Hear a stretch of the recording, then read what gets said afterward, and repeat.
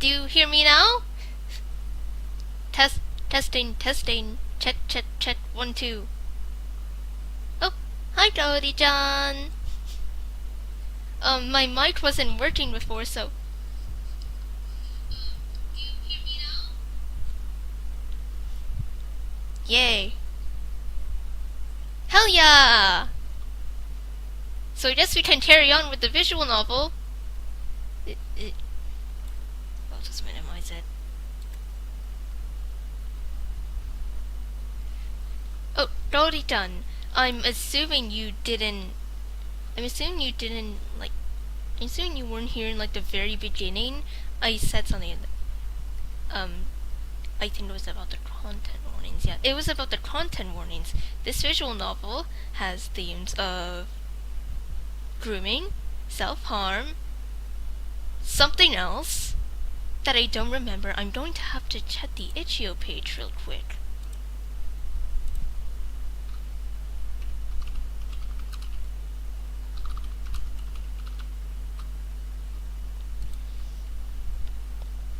So yes, it has themes of grooming, heavily implied essay, depression, and self-harm. I think depression was a thing I forgot, so if you don't want to see those themes in the visual novel, then you should probably leave. Take care of yourselves. That's okay. Okay, then keep watching.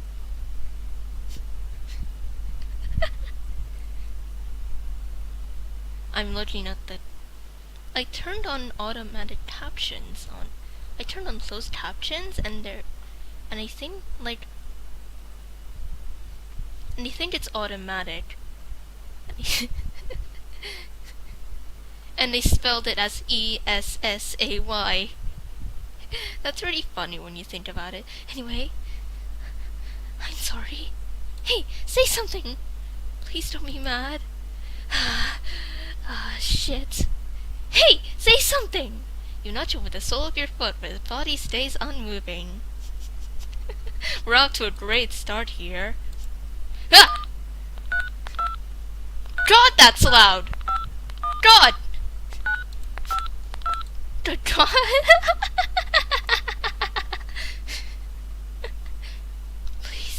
Please pick up. Why did I make the sound effect so loud? I need you, Ollie, please.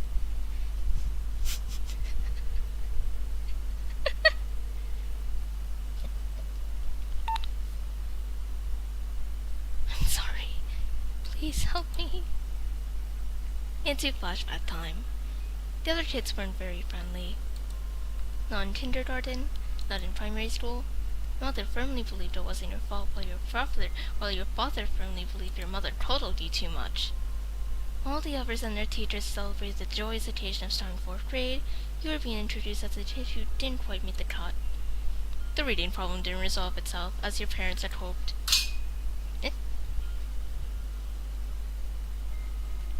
Kids from your previous class seemed to be indifferent to your not-so-sudden disappearance, seeing you doing great once and again, but eventually and inevitably drifted away from you.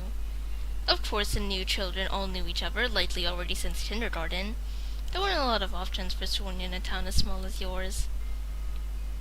There was no room for an older, skinny, quiet, completely non-athletic kid who had a personal agenda against every single staff member in their little tight-knit class.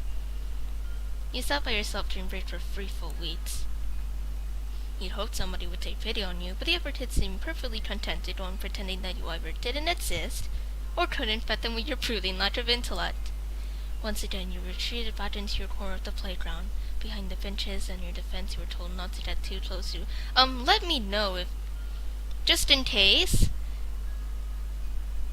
I know you probably read the description, but I actually did do another Joyride to Hell stream, and in it, I set the music to be way too loud, so much so that I could barely hear myself when I was watching it back. So, tell me if the BGM is too loud, just in case.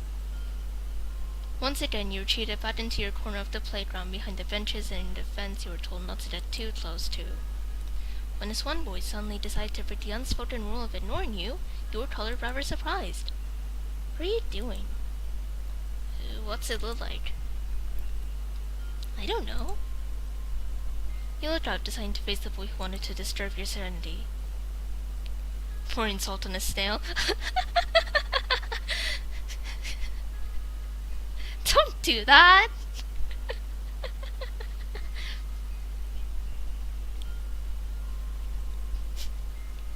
Cody John says, help me. Just in case. Just in case.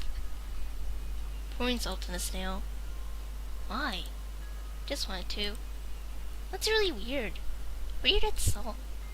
Stole from a lunch lady. That's so random. You can never be too cautious, considering what happened last stream.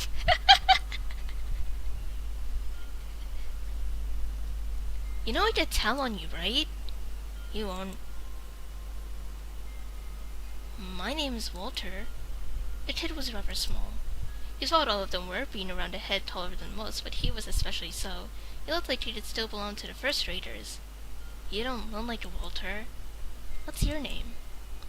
Oliver. That's where you thought the conversation would find its conclusion, leaving you to your very important snail business.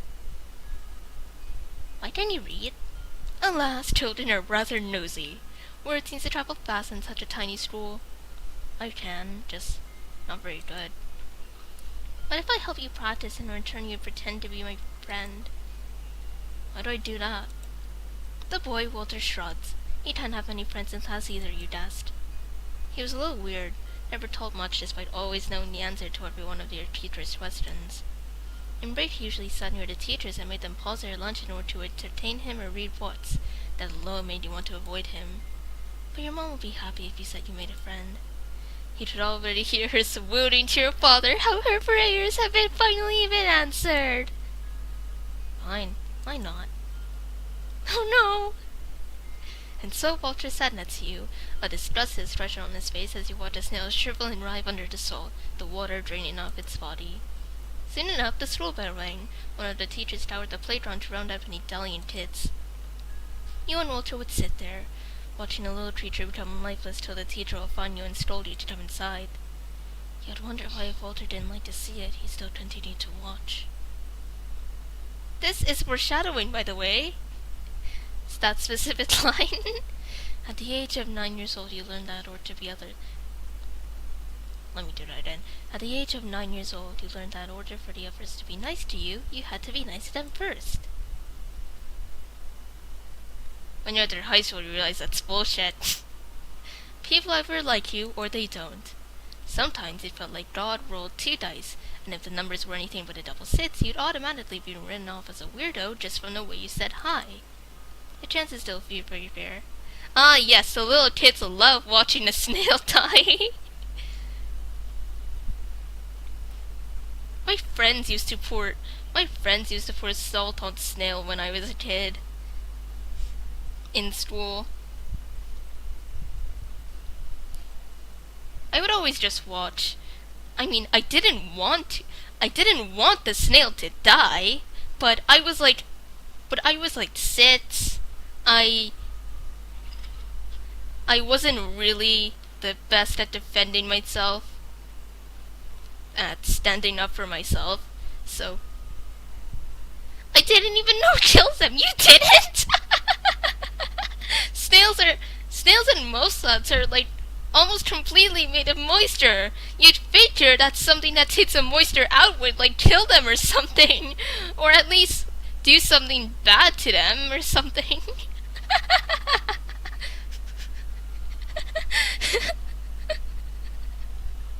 How do you not know this? Charlie-chan? No, it's so random.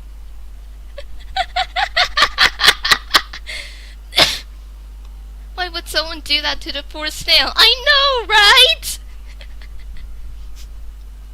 I know, right? The snail didn't do anything. I mean, it was pretty gross, but like most things in the world are pretty gross. That doesn't mean you would kill them, right? Right?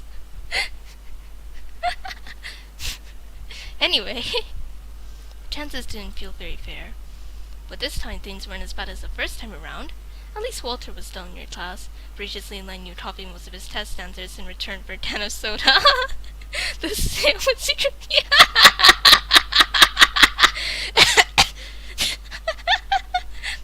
The snail was secretly evil. I mean, if it was like the immortal snail or something. But then again, if you killed it, it wouldn't really do anything now, would it? They had no choice.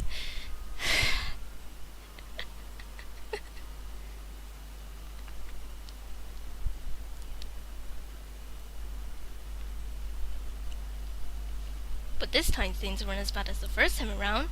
At least Walter was still in your class, graciously letting you copy most of his test answers in return for a can of soda. Your classmates must have thought it was sort of pathetic to bully someone 2 years older than them or were too busy with themselves, and as embarrassing as it may be, it was a relief. Most days are fine. Calm, cloudless, the sky is blue, the sun burns hot. You doze off in class, eat your lunch at an empty table, picking the most edible looking things out of the slush they serve. When the final bells ring, you'll walk home and listen to music, wishing you could make something like that with no idea where to start. Such was the plan for today, but against your better judgment, you decided to skip last period. It was art. Art was boring and you weren't very good at it. It was frustrating. You waited in the bathroom stalls for class to start. After about 5 minutes, you left. No one was in the halls by then, and you could easily wait under the teacher's radar. You deal with their scolding later. On your escapade, you noticed a girl sitting on the stairway in the schoolyard. She wore clothes you thought would be more fitting for a 12-year-old, with her jeans ending far above her ankles with a pink shirt-stained body. You recognized her from your class, but you couldn't quite remember her name. You never told her before. Nobody did, so why should you? You do know they're probably saying the same thing about you, right, Oliver? She was always by herself, rarely attending class. That made it hard to make yourself an image of her. Some classmates who went to middle school with her said they used to call her the know-it-all. She constantly raised her hand and corrected others if they were wrong, prompted or not. This wasn't told to you directly, of course, but you had a very trusty inside source and made sure to infiltrate all of the school's important social circles. Walter was definitely more popular than he was in elementary and middle school combined, which was sort of intimidating. The funny thing is, since Annie is a very relatable character to me, with her own struggles and all, and I used to do that when I was like, and I used to do that back when I was a little kid too. And I annoyed everyone around me.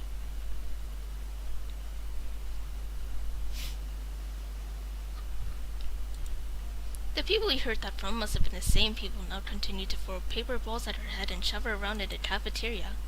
Earlier this junior year, somebody tripped her and she fell, face first, and a full tray clattered on the floor, making the cafeteria quiet down for a whole 3 seconds as her embarrassment washed over her. The food was spilled everywhere, the tiled floor, her clothes, and once everyone saw where the noise came from, the laughter soon followed. She's so pretty, meow, meow, meow, meow. I know, right? Annie is so pretty. Look at her! Look at her! With a little ribbon on her shirt.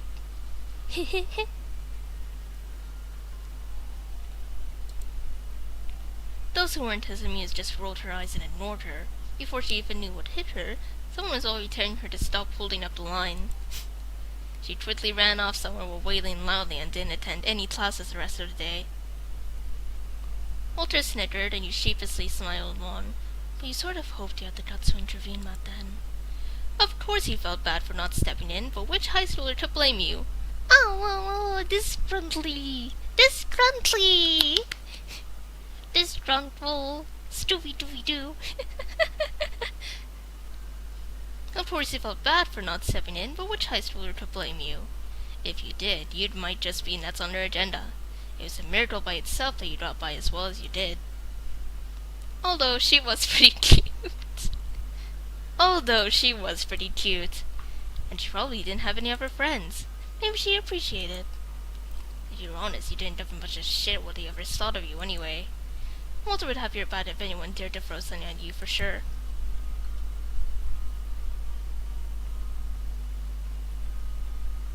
I heard rustling or something, but it was a bubble wrap. With your courage captured, you decide to take a leap of faith. It wasn't out of pity, no, more like compassion. The girl might as well have been you hadn't it been for Walter. Are you skipping as well? She blinked at you, looking a tad dumbstruck that you spiked the conversation. No, I'm doing homework. I have to see if the Garjan sprite is too big compared to the characters, so You'll be waiting here for a while. Nah, that's fine. No, I'm doing homework, the girl said as she was pointing her pen at her notebook. It had lots of little sketches in it. No shit, I'm skipping, the girl hissed viciously, and as quickly as she turned to you, she turned around again. Well, that was uncalled for. You contemplate staying on the stairs next to her, but know when you're not wanted. Some people simply prefer to be alone, you assume. It's probably nothing personal. Without further ado, you put down your Bible and kneel down. Once you unzip it, you pull out your cassette player. You were just gonna skip the stay part again. Nobody there gave a shit if you were supposed to be at school instead. You had time for art in last period anyway. Hoisting yourself up, you get ready to leave. So the door opens her mouth to say something. What are you listening to? She looked up at you, gripping her pen tightly.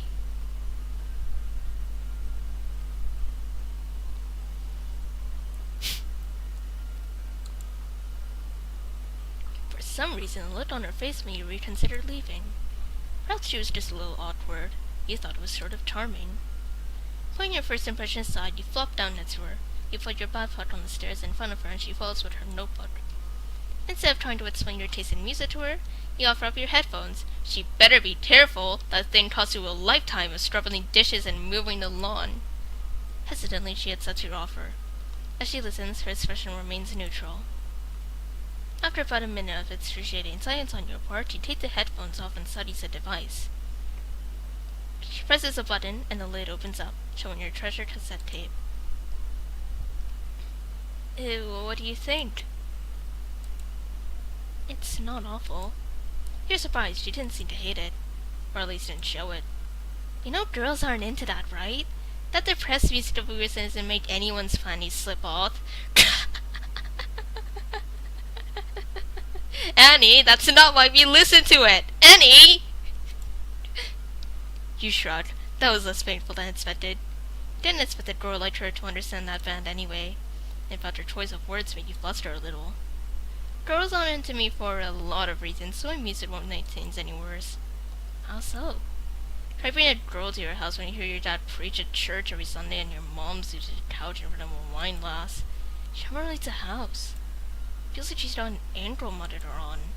Oh, that's your dad? Yeah. Don't say hi for me next time you see him, please. You don't go to church?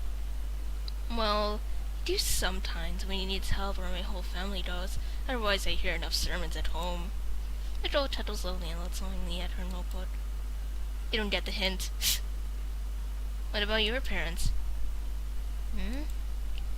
I tell you about myself, you tell me about yourself. That's kind of how it works. Oh. My mom goes to work all day, and my dad, I don't know him very well yet. What do you mean? It's not my real dad, just my mom's new boyfriend. He's been there for a year already, but I don't know if he'll stay. I usually don't. He works at construction, so he's either gone for a week or at home for days on end. So I used to at school, because your dad would...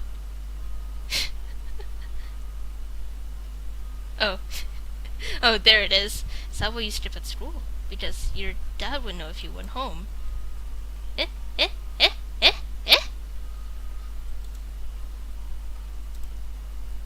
Yeah, most days.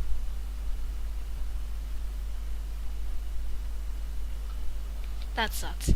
I wonder if the thing running in the background is making it more loudy, so I guess I'll close that. That sucks.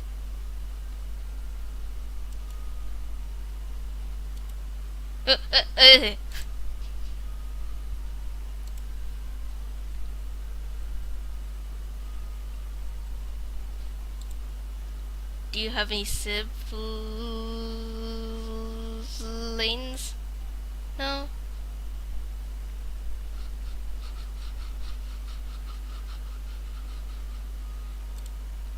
Either she sucks at making conversation or she wants you to leave. From previous experience, you guess it's the latter. You want to fight further, but her obvious discomfort tells you to rather leave her be. Well, guess I'll see you tomorrow. Sorry if I bothered you.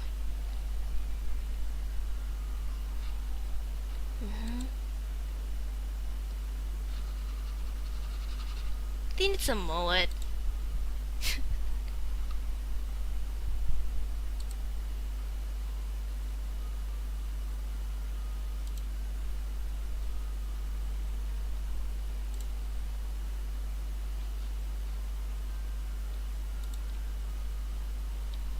I think it's a mullet. Eh? Why you got no girls? It's a huge turnoff. Your pretty shirt is a turnoff. That's a lot about her.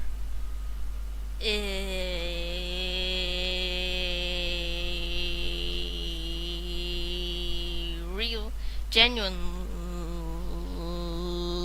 laugh. Excuse me? Makes you look like a 7th grader. Maybe you're into that considering you're 2 years older than all of us. How do you know that? Word goes around both ways.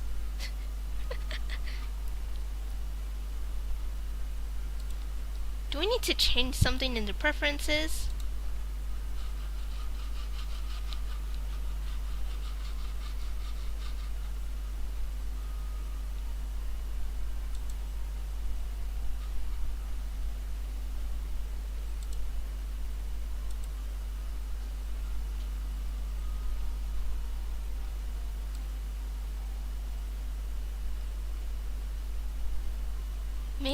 Maybe if I made the text speed slower?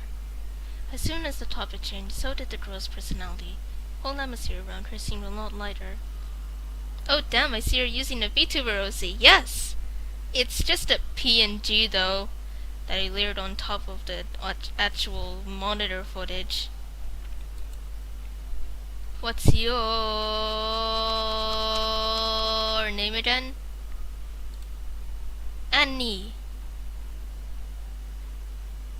Good God!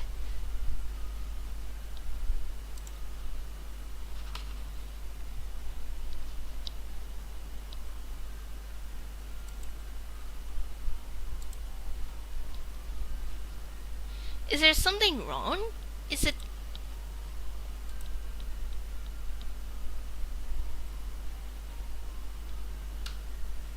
Maybe OBS Studio is making it laggy? Why is there a Go Live in the corner? I think that's already... Eh.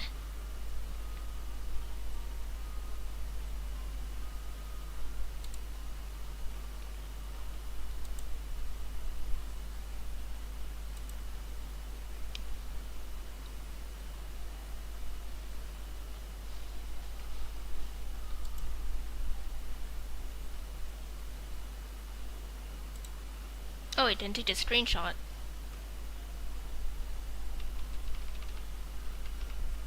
Annie.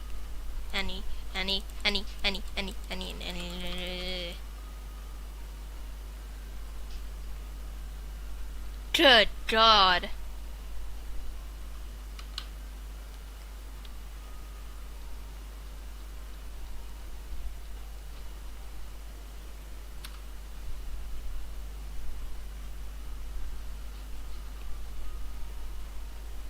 Oh no. Oh no. Oh no. Oh no. I froze the thing. Oh no. Oh no. Oh no.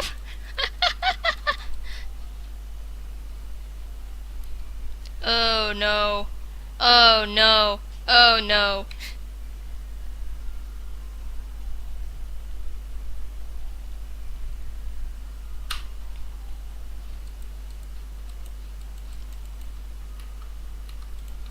Oh no. I froze it. I froze it. I froze Joyride to hell. Oh no. Oh no.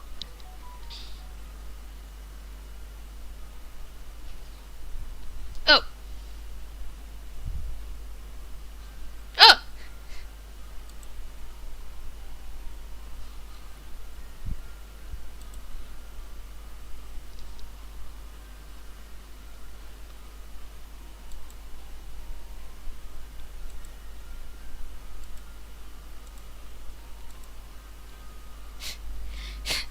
Well, that's fixed. Anyway, I don't think that's what they... Try not this again. I don't think that's what they taught you in class roll. You made the test too slow. Yeah, it was doing it before that. I thought that would fix it, but apparently not. What if I made it super fast then? If I'm so unimportant, then it doesn't matter, does it? Oh wait, wasn't it Annabelle? Oh wait, wasn't it Annabelle? Suddenly Annie Tattle seated round and puts her hand on your mouth, muffling your speech. To your shot, she dandles your precious cassette player in the air, threatening to let it crash and burn. You slap her arm repeatedly, pleading for mercy. As a smirk appears on her face, she finally decides to release you of your torture and finally lets go. That girl is more fierce than you thought. Yeesh, I yield. I'm sorry. To whom? I'm sorry, Annie. What a satisfied child, she gets off of you, dusting herself off. She offers her hand to you, saying in a dirt, looking as dumbstruck as you did herself mere minutes ago. Do you want to go to the mall? Stepping at school is boring. I've no cash. You don't need cash if you know what you're doing. Come on. No, I don't wanna. God, you're a proper Debbie Downer, aren't you? You better than sitting around here. The words escaping you, you start to mutter something incoherent like an idiot. Yeah, fine, why not? Something about her drew you in. Her choice of words, her cheeky spirit. She's not at all like you thought she'd be.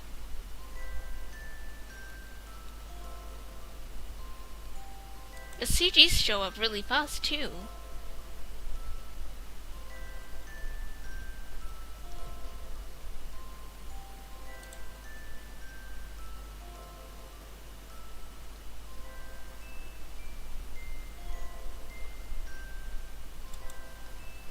After about half a year, Annie asks you to be your boyfriend. You hadn't really thought about that before, seeing Annie as more of an additional, mildly annoying little sister.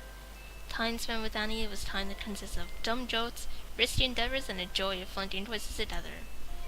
Didn't want to lose all that by rejecting her.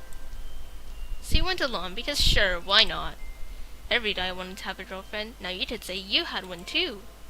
Not much changed after becoming Annie's boyfriend other than her simply tagging around everywhere you went, where your friends are not. Walter didn't mind, despite his teasing. It was a little rough to constantly make time for her, but that's just what having a girlfriend is like, right? You loved her, so of course you didn't mind. But that maybe love is just a little more underwhelming than all those teen movies made it out to be. You tried to help Annie make friends, but she had a way that pushed most people away. The other girls liked Annie even less than the boys. She was a cute girl, with long, flowy hair, bright eyes, and a thin, slender body. You were sure your classmates didn't think any differently. You're also sure that you didn't have a singular clue what was going on in girls' heads, so after asking Annie why she had no female friends, she responded with, "They're just jealous of me." Whatever that meant. Annie especially had no interest in making any guy friends. Why should she? She has you!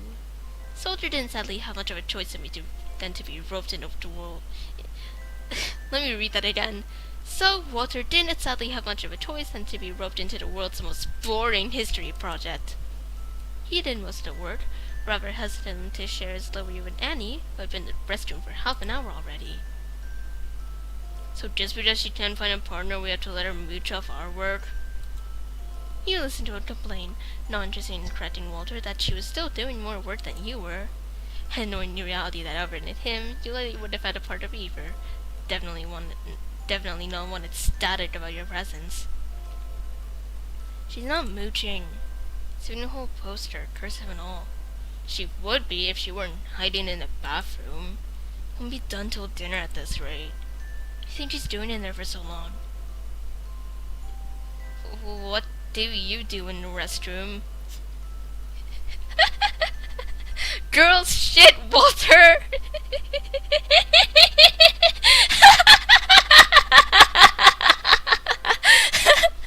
The scene is so funny to me because does Mulder not register that girls have a digestive system?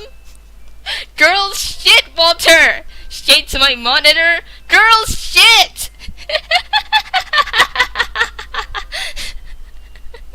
Anyway. If she's fine or she'll ditch out the presentation. You're not funny. No, it wasn't a joke. She's probably doing her makeup or something. Oh, so she looks pretty for you. Shut up. Sounds like we just drove back home. You're not doing any work either. No, seriously, why does she look like that today? Walter had a lot of questions about Annie. Always. Every day. Like she was the most interesting thing about you. Ron saw something pretty quickly. Like what? All dolled up. She always distress you for you? Not really. Can we stop talking about her? Walter rolled his eyes in response, keeping his mouth shut. You knew it wouldn't last long and pretended to focus on the egregiously small and cluttered text that plastered the foot in front of you. It seemed like one large chunk of word nonsense, and you had no idea how Walter to filter anything important out of that.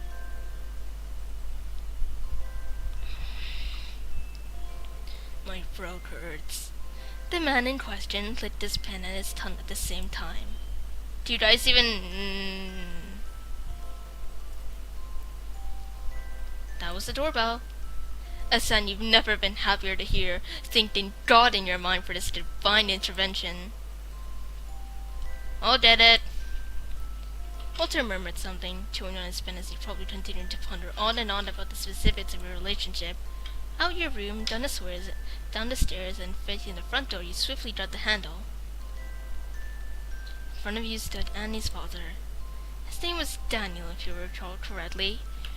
That was the name in the beginning, by the way. No, I'm serious. Look. All the letters were brought out, except the second letter, A, and the... 1, 2, 3, 4, 5. And the fifth letter, E.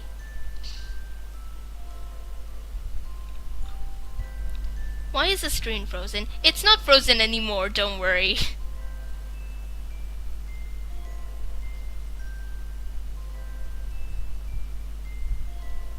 Huh? Is the... What? What? What? What? What? What? Oh. Oh. Oh. Oh. Oh. Oh. Never mind, I fixed it. The screen shouldn't be frozen anymore. In front of you stood Annie's father. His name was Daniel, if you recall correctly. This was the first time you saw him in person, and you were surprised to say the least. He was tall, a little intimidating, clean-shaven, and well put together. All those things and more, but most surprisingly, pretty young. Like, older brother young. We were pretty certain Annie's mother was in her mid-30s. There was at least a 10-year difference between them. Even at the height of puberty, at age 16, you thought those two made a really strange image. Do people with an age that big even have anything in common? I'm here to pick up Annabelle. Right.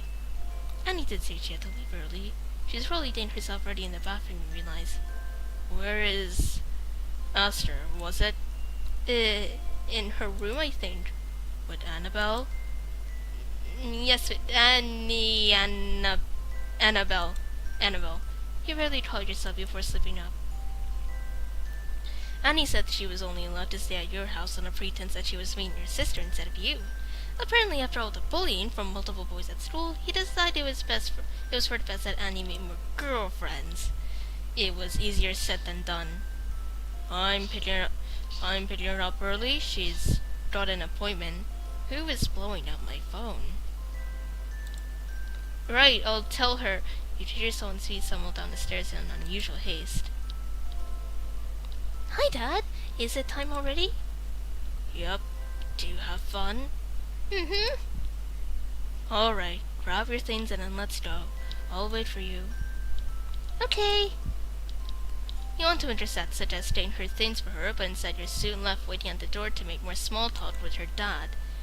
You try to think of something to say, and wonder if you could just stand there and stare stupidly, for her to take pity and pretend to be just as interested in awkward signs as you are. That theory proved itself to be wrong mere moments later. Your father is a pastor at church, isn't he? Oh, yes, he is. It's good work he does. Honest work. Honest pay for honest work. I listen to him every Sunday.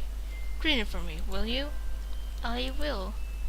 Although I'm not sure I've seen you there before. Not one for church? Well, As you were busy cooking up a lie in your head, an amused Huppa stayed the man facing you. It's fine. I wasn't at your age either. It's all a bother, isn't it? I guess so. After what felt like half an eternity, Annie comes back downstairs, backpack in hand and ready to leave. I'm here, let's go! At the sight of her, Dad turns around and has made his way to his shiny red car. What's your appointment? Just, blood work. With that, she went after him and shot you a cheeky smile over his shoulder, mouthing something along the lines of, "Thank you." After the spare incidents you've seen Annie and her mother together, you feared for the worst, thinking they'll argue just about any time now, going into the car having a screaming match. But that wasn't the case. She walked up to him to hug him? Hugging him almost like a friend she had seen in weeks. Sort of thought it was just a little weird only to scold yourself for that train of thought. Just because your father preferred to show his love in the form of lectures didn't mean it should be that way. You should be happy that they got along. Annie looked at him with an expression you couldn't quite pinpoint. Eyes glistened with admiration. She was smiling, seemingly happy, with a tinge of insecurity in her brows. Her head tilted lower now, only tilting further from your line of sight until all you can see is the top of her head leaning into him. You bite the inside of your cheek. The doorknob went sweaty under your hand and your feet were glued to the doorstep. Only one step separating you from her, she continued to walk with him. You weren't sure what was keeping you waiting. Dad opened the car door for her, then she seated herself only to find a little gift bag perched on the footwell on the car. Gleefully, she picked it up, and her dad must have told her to save it for later, because moments later she hesitantly put it back down again. The car door slammed shut.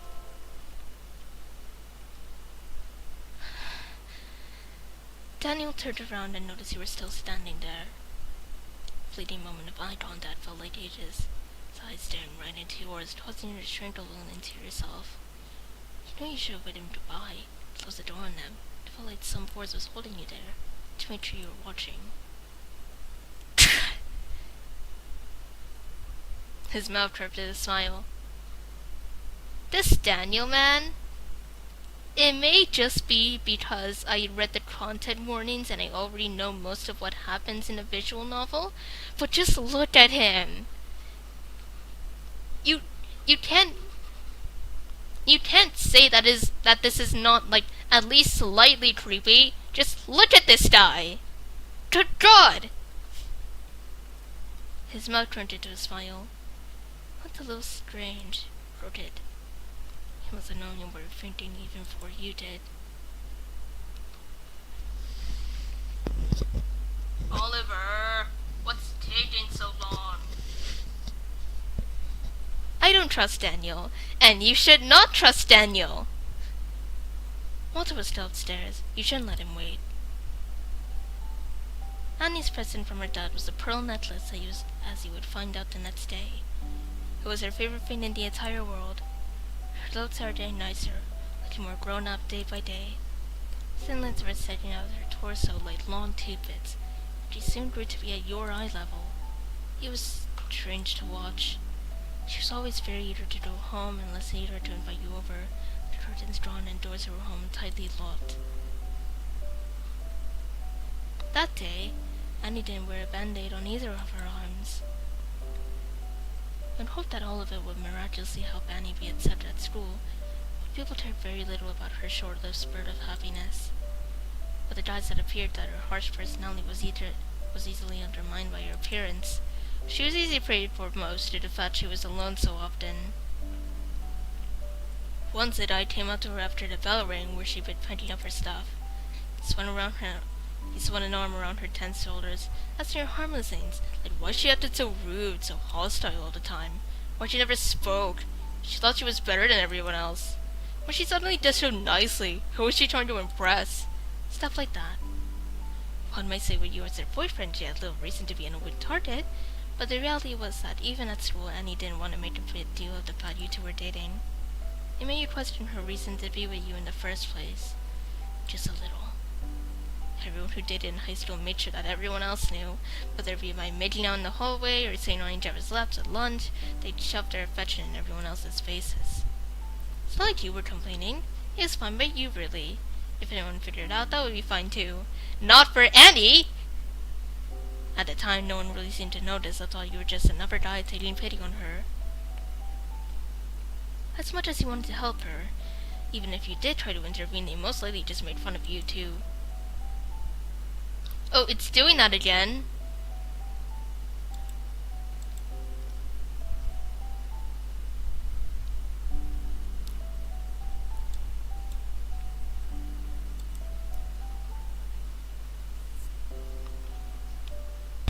Anyway, instead you tried to stay after class most days and walked her out, so the odds of it significantly less likely they'd bother her. It wasn't always possible. While Annie may not have had other friends, you sometimes had other plans in mind that to be her personal bodyguard 5 days a week. Oh, holy shit, I actually killed it! The mosquito, there was a mosquito in my room. Ew, God! Now I need to wash my hands! I'll be right back.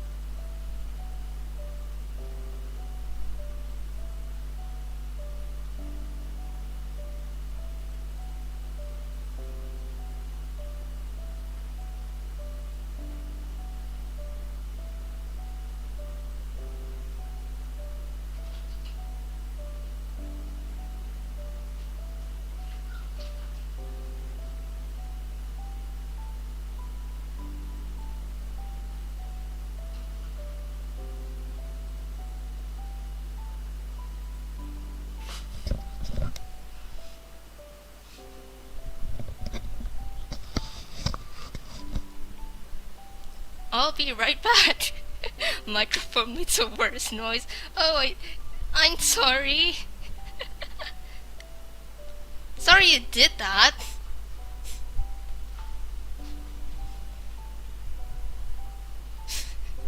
She did handle herself. It was just a bit of teasing. You need to shut your ass right now, Oliver. So you thought, until it became a regular rotation. People awaiting the moment she would be alone just to mock her some more. It got so bad that soon enough, Annie's dad came to school and taught the principal a lesson, going on about the ethics of the school and the way he treats its students. It snowballed into a one-on-one confrontation between her dad and her bullies that was rumored to have escalated, and later a very forced class assembly for which most students slept through. It helped. For a while. Eventually it started to blow over and Annie was left alone for the most part.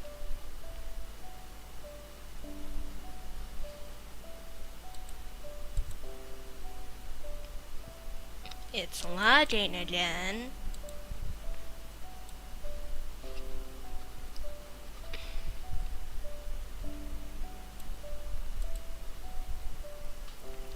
He continued coming to your house, and Walter continued to nag you. School continued to be annoying, and eventually, as they always do, things returned to normal. The new normal was peaceful, quiet, boring, all the same. Slowly but surely, everyone was trying to think of college applications while you were busy sleeping the day away. It's not like anyone expected anything of you. Father had always hoped for you to grow into your role as a Townsend's pastor. You always seemed fine with letting you live in her home rent-free over how many years had come. You were at sports, not art, and especially not academics. None of the fields that your classmates spoke about entering in your college would light even the smallest flame of ambition in you. Annie, for one, liked taking photos with her dad's camera. Her gallery consisted of pictures of cats, the same pond dots over 20 times, and a myriad of snapshots of you two together. She always printed them out at a coffee shop a town over, spending nearly all of her allowance over there to hang up them all over her wall like a festive garland. But she didn't opt for photography. Annie said she wanted to be a vet. You deemed that a little unrealistic considering her track record. I can be a vet if I want, Oliver! You're not the boss of me! Yeah! Walter said he wanted to be a doctor, but if that's what he actually wanted to do, it was up for interpretation. Due to your lack of general interest in just about anything this planet had to offer, things weren't looking very bright. Music, maybe. He often thought about picking up the guitar. Not a boring acoustic one, a really polished, expensive electric guitar that caught your eye while browsing in a little music shop. It always hung at the same spot on the wall, and you'd look at it every week as if it would suddenly disappear. Which was highly unlikely, unless someone who was as wealthy as Walter suddenly gained an immense interest in starting a trashy garage band. If he did, you would not have thought twice about stealing your parents' saved to splurge on what you had deemed to be the coolest thing this century had to offer. Today, it hung there too, still in its shiny, glorious black alongside a hefty price tag. Annie had noticed your staring from 3 aisles away and laughed. You and that guitar again? Seriously? I just think it looks cool. Yeah, right. Stop staring at it. You'll never buy it. You shrugged. Annie was always rude to shoot on your ideas. She said she was being honest, realistic. One of those types of people who just gives you the worst insult you've ever gotten, and then she's like, I'm just being brutally honest. Over the years, she had grown into someone that was a little hard to understand. Her snarkiness turned from something that was cute and endearing to being plain rude, knowing at the best of days. He didn't tempt you mostly. This is who she is. I think I would if it weren't cost me an arm and a leg. What's the point? I'll probably give up after a week anyway. This isn't like that. Oh, Hulamook was screaming. You say that, but you always do. It's a waste of money, believe me. You can barely read as is. How are you gonna read music? As much as you want to laugh at Annie's stupid remarks, her words held true most of the time. You still left your chest feeling a little empty. It was nice to imagine it differently is all. I guess so. She was probably right. It's just a silly thought, nothing more. Being with Annie taught you that sometimes it was easier to just not start at something at all than end up disappointed with all your efforts won't amount to anything. You can hardly be disappointed if you never even try.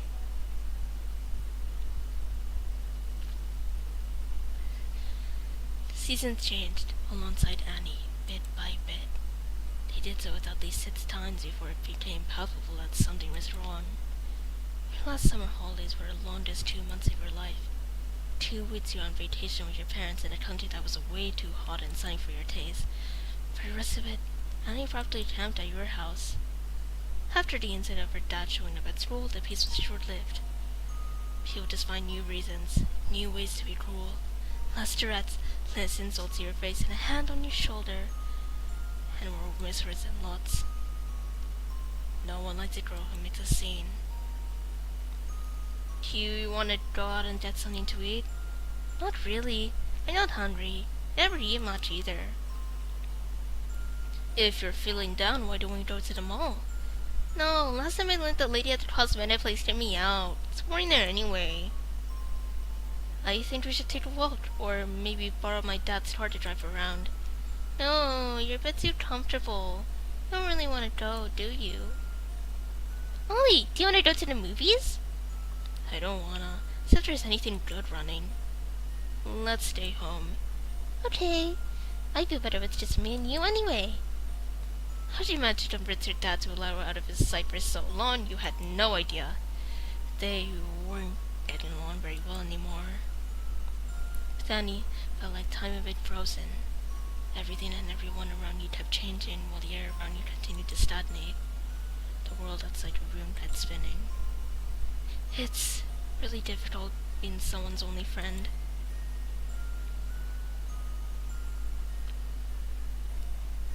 There you are! I've been waiting! Hi, Annie. Why do you look so down? Something up? Listen, I'm sorry, but I can't take you home today. Huh? Why? Aster called me earlier and really needs my help with something.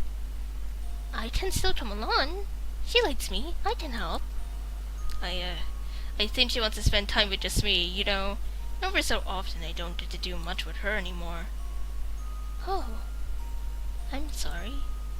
Anyone will just leave her shirt pulling it down. Don't worry about it. I'll head off then, alright? Yeah. Oh no, wait, Oliver's saying that. I'll see you around? Mm-hmm. I love you. Love you too. How's Annie? She's fine.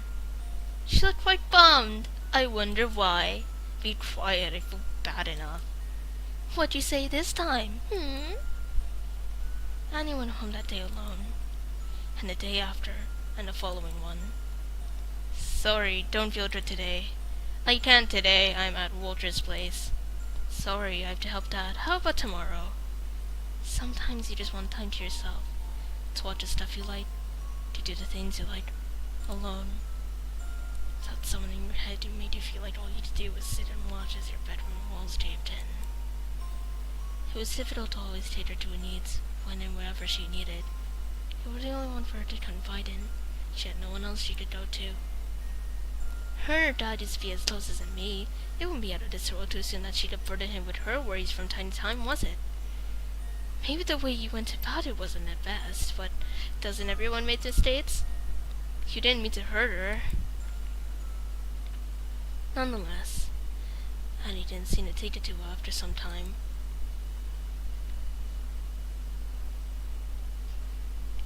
Hey, I'm really sorry how we left things.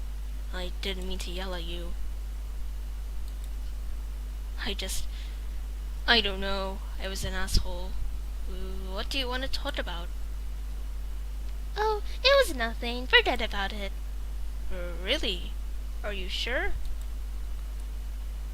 Yeah, I'm sorry for being weird. So, do you do anything after school today? Not really. Just went home. I see. You sure nothing's wrong? You're so quiet. I had a fight with Dad. Oh shit, I'm sorry. It's okay. I'll see you tomorrow.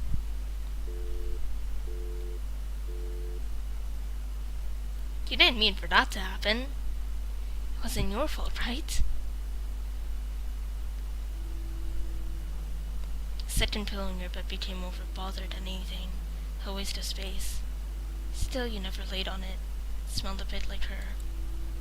Without your throw it too indecisive to keep it. If you weren't rooming for Jodes, you'd be laughing at yourself about now. You opened your eyes and let out a sigh, unable to fall asleep even after hours of trying. It was close to dinner time now, so it was of no use to torture yourself any further. Obviously, your thoughts didn't want to be drowned out by sleep. Surely we would pop down for dinner soon, and you're running out of excuses not to eat anything. Close your eyes. contemplating and pretending to be asleep is a better thing than sitting at the same table with your parents.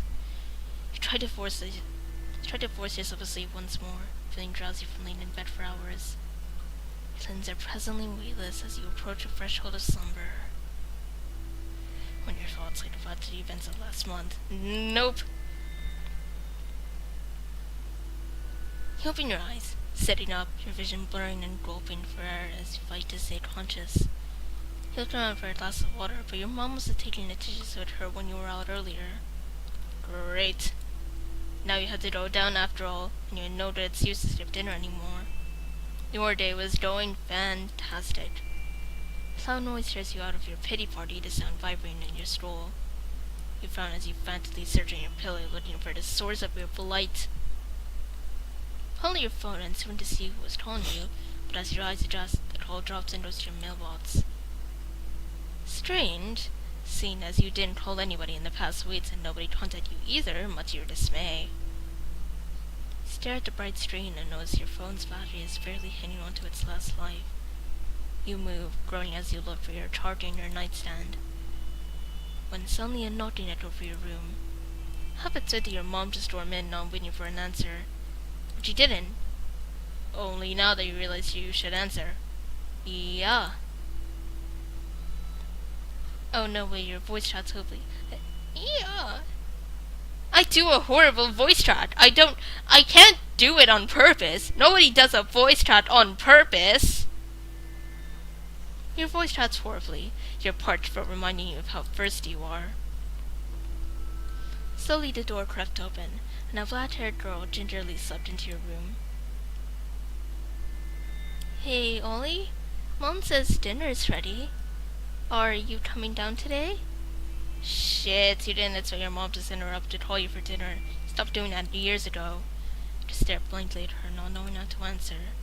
She looked at you in the midst of hope and sadness, and suddenly you feel like a horrible bother for borderline abandoning her with your parents. Asked her, knowing it's doing that again. God damn it.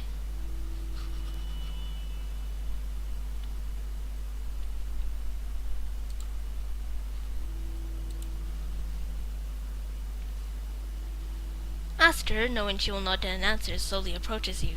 She shuffles around the doorstep from foot to foot, clearly nervous. Mom, Dad, and you had a huge fight, and you stopped going to school and didn't eat with us.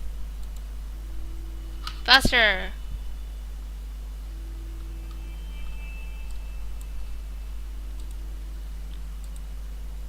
She looks just like how you felt, tired, and you realize how much it even affected her. They told me about it, but I don't know what to believe anymore. She inhales gently and looks you in the eye. I'm worried about you. Everything is changing and I don't know what to do.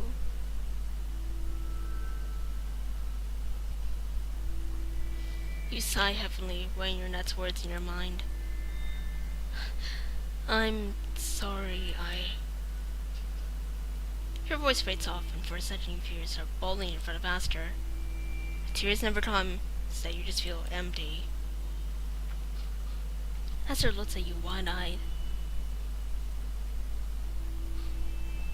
Oh no, it's not your fault, She frantically thinks of something to say, and despite yourself, smiles softly at her. It's fine, Aster. Tell Mom I'll be down in a bit. She nods and awkwardly turns on her heel, heading out the door with an unusual sort of urgency. Only now do you notice that you basically promised to ask her to come down to dinner, which you already regret. You have 100 better things than to sit there and let your parents stab holes into your soul.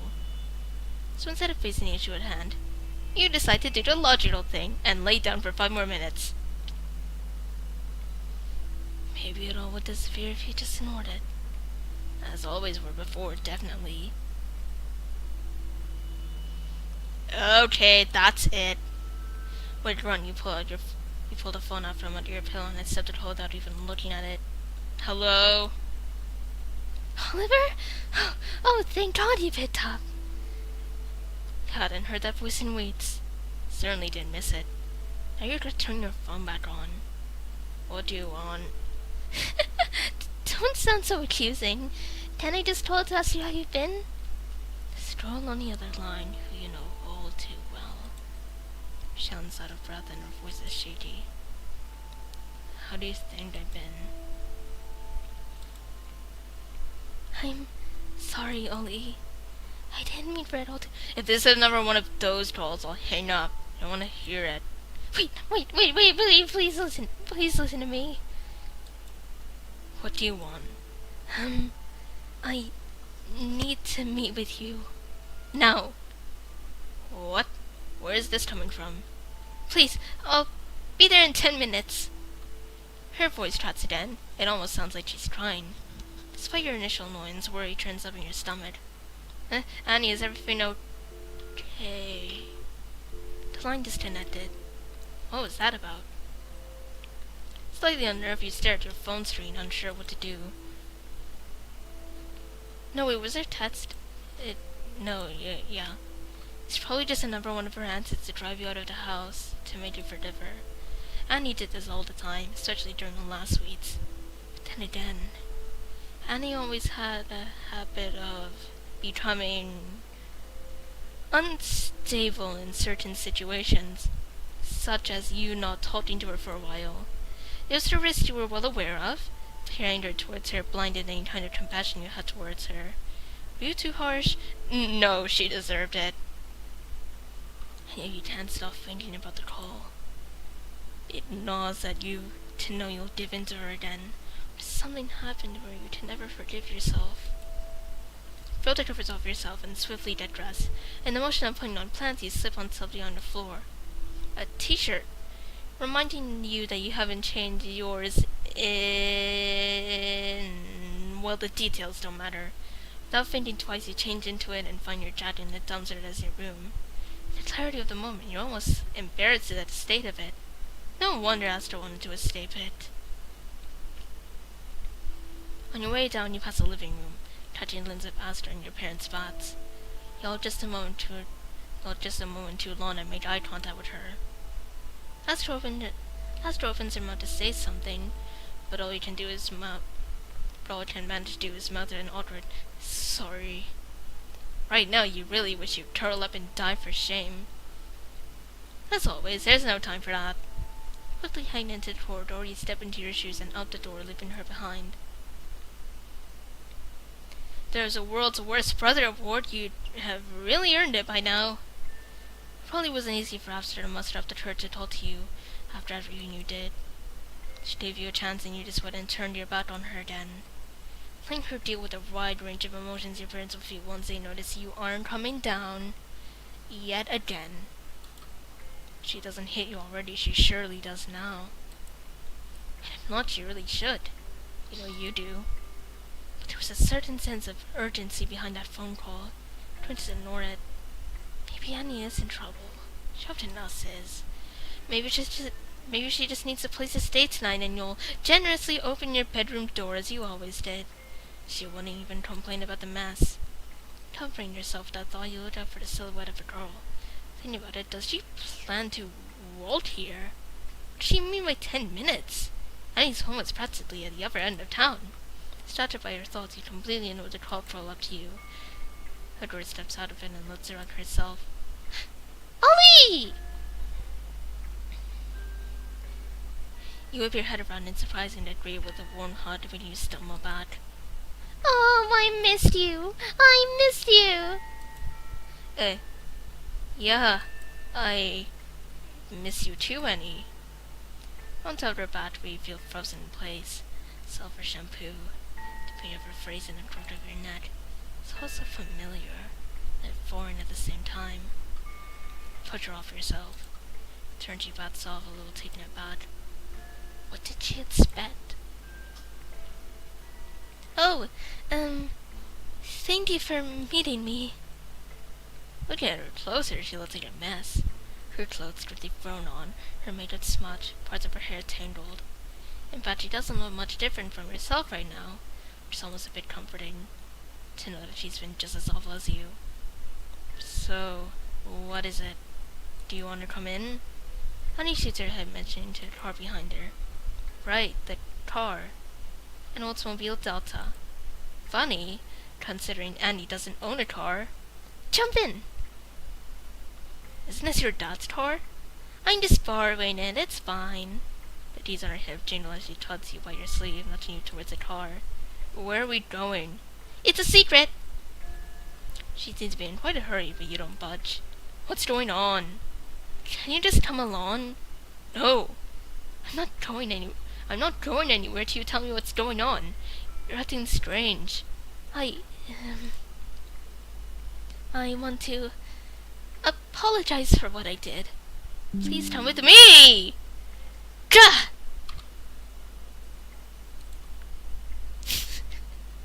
I should have turned on Do Not Disturb. I forgot to turn up Do Not Disturb. I want to apologize for what I did. Please come with me. Will it take long?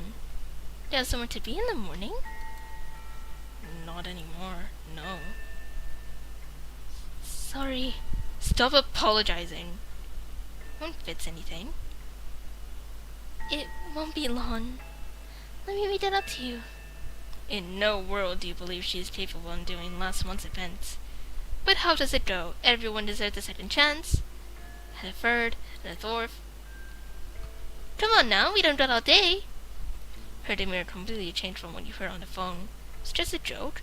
Shouldn't have been asked to get you to show up. By now, Annie slipped on the driver's seat a smile as you, inviting you in.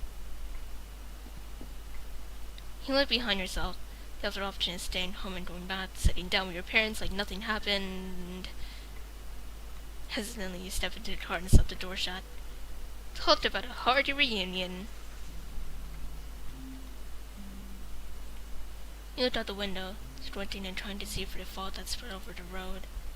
Delta left the town and traveled around the winding back roads, soon leaving paved roads altogether as it plunged deeper into the darkening wilderness.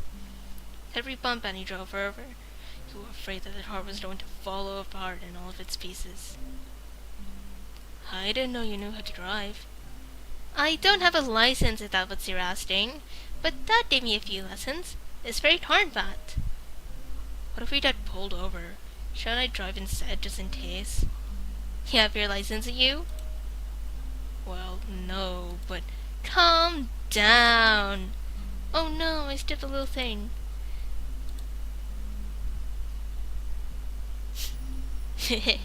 I love that little thing. The thing. Ain't any officers out foraging for the backwoods at this hour? Sit tight and wait. She winks at you, and you roll your eyes, offering her to look out the window again. The night was slowly setting in, tree-lined street dark and ominous. What is Annie going to show you out here anyway? Think about asking, but the silence in the car is better than hearing her voice. So, I haven't seen you at school lately. That's really boring to sit by myself at lunch, you know. You sigh, aggravated. She never really could read a room, and neither could she. Stand being silent. Is it? I wonder whose fault it is I can't show my face there anymore. Anya in turn smiles stiffly, eyes peeled on the road. Her knuckles white with how tightly she holds the wheel. Squint your eyes at her. She is feeling bad, you could tell. You have no pity for her. The opposite. Right into her face was vindictive. Silence stretches between the two of you, thick and awkward. You could feel how it gnawed at her, but she doesn't dare open her mouth again. With a click on your tongue, you decide to have mercy on Annie after all and open the conversation again. So, it is your mom in town. She hasn't lets you at the car. Annie almost whips her head around to talk to you, but remembers she has to keep her eyes on the road. Oh, right, Mom is on holiday with colleagues or something. You didn't want to go with her?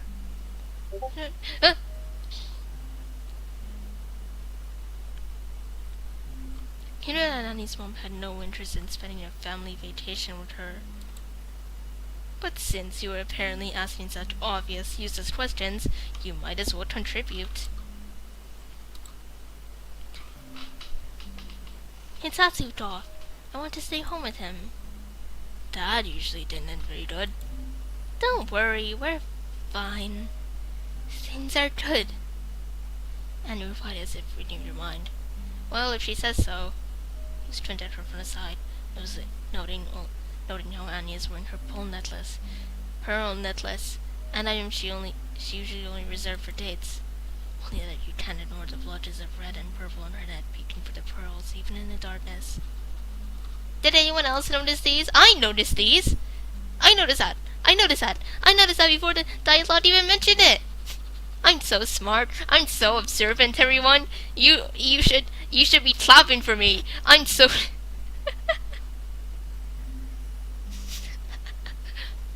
Well, anyway. Your phone vibrating in your pocket, breaking your train of thought. You already know what was about to come.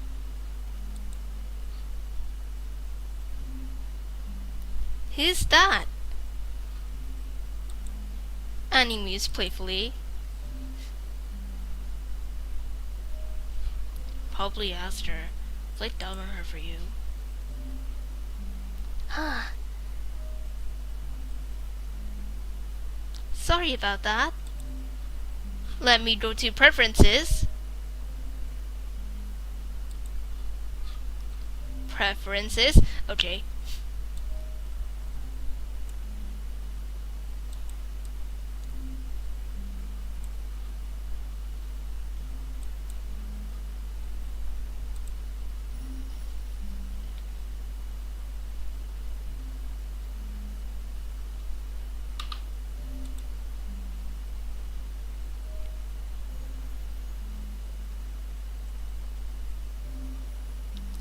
What was the occasion?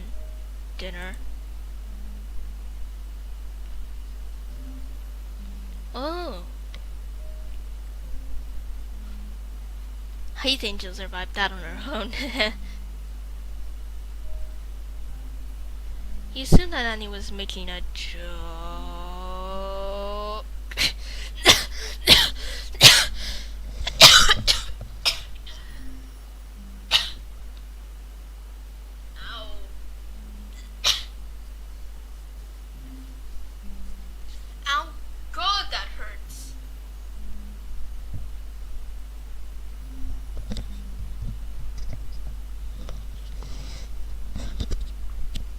Anyway, you assumed that Annie was making a joke.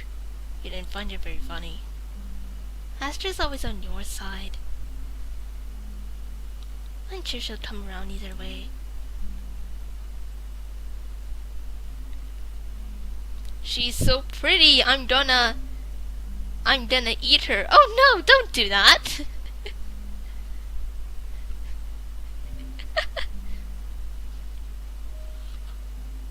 Well, if you really want to eat her, eat just a tiny piece, alright? Sharing is caring, you know? Maybe soon we can all just sit down and eat dinner together again like nothing happened. Wouldn't that be nice? I guess.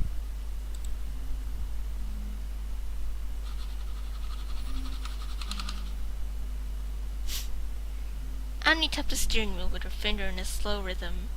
Never knew what was going on in her head. I didn't. Claps. Thank you! Clap for me! You should be clapping for me! You should! Everybody should! Come on!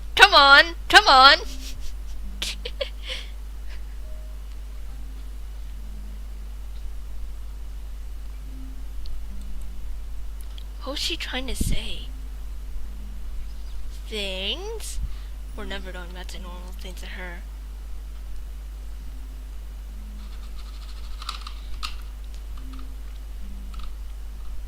Though your family would still prefer to see her rather than you. She waltzed in there and be seen as a victim. Poor Annie. Poor Annie. Lied when it started, used and then replaced. That roar in your head began to crescendo. Truly, how could you? Why did I put on a British accent for that? Your phone vibrated again. And suddenly Annie smiled as if having an epiphany.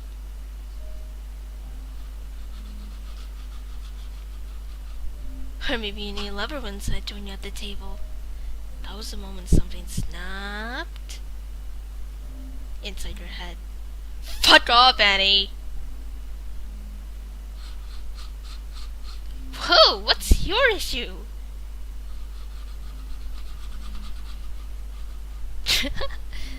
I need to go back to the preferences again.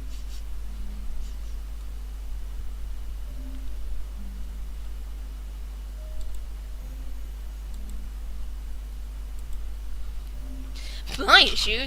You called me hyperventilated, begging me to meet you after not talking for weeks. Just to go on a little drive with me? What do you want? Ah! Ah! Ah! That startled me. The Delta's tires squealed on the dirt as Annie's sounder heeled down on the brake pedal. You heard a loud thump coming from the trunk.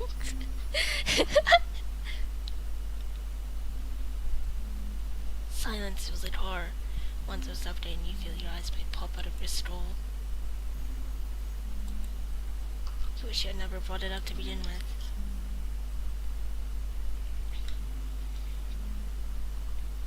Sheesh. I was just making jokes.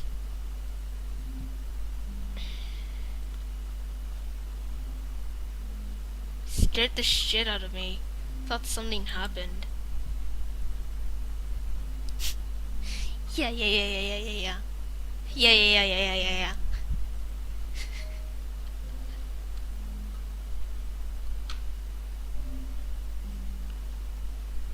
Everyone should be laughing right now. Also, you did not hear me getting startled at the sound effect. You did not hear anything. Got it? Got it? Got it. Oh, I should have known better. You always do this. And he rolled uncomfortably. And the child starts clapping, we got it done! Woohoo! Yay! Oh yeah! Got it done, the goat! Yay! Yay! Yay! Hell yeah! Heaven yeah! My hands hurt. Anyway, back to the scene. I'm sorry, Ollie. Ever since, I haven't been feeling like myself. I've been lonely. Oh, you made an effort to make amends. I told you time and time again. She did. In fact, Annie apologized so much that you became sick of hearing her voice. All of them were hollow anyway, showing that sorry because you were annoying her. Still, her words stung a little. Maybe you felt a little bad after all. Not bad enough to say anything, though. Said you never wanted to see me again. You don't hate me, do you? She'll tell you when it's especially can't quite pinpoint. You would assume it's guilt. Or maybe you just wish it were. I'm just upset. I didn't mean to yell. It's okay. Thank you for caring. I know I didn't always count on you. Don't take it for granted. I don't. And I really am sorry for what happened. I don't want to talk about it. You whip your head around at sudden noise. It came from behind the car. It sounded really close. What was that? Hey, how about we take a break here? Whoa, Oliver. That's not kind. Oliver is not a kind person. Look, Oliver may be nice sometimes, but he's not a kind person. And it's not like he's a bad person or anything. He isn't, not totally at least. It's nuanced. nuance. Hey, how about we take a break here? Annie picks up a bat from the football and steps out of the car without awaiting a response. Which number of a choice you follow? The spot was in the middle of nowhere, no sign of another soul here. It was mildly unsettling. The cold air surrounds you and you grab your jacket tighter. Glancing over to Annie, who's wearing nothing but a flimsy satin top. Judging by your attire, you almost guessed she had a certain motive in for this mind. Never mind that, that's not important right now. Are you not cold? I'm fine. She's obviously lying. She shivers at these feet, and unfortunately for her, you're not feeling very chivalrous. Okay then. What's there to show me out here? Trees? Annie looks around disoriented as if the endless evergreen would offer her an answer. It makes you unnerved. She's never this quiet. Now you even be happy if she truly did all this just to press you up against a tree and distastefully made out with you. Just because it eliminated all the other scenarios in your head. No, you didn't hear that! You didn't hear that! You just heard the sound effect! Not me! Not me! Not me! Not me! I swear! Again, that noise. You look around yourself to try and find a source of it, hoping not to find a wild animal staring at you from out the trees ready to pounce. But there's nothing other than the darkness staring back at you. The metal sounds are still there, sometimes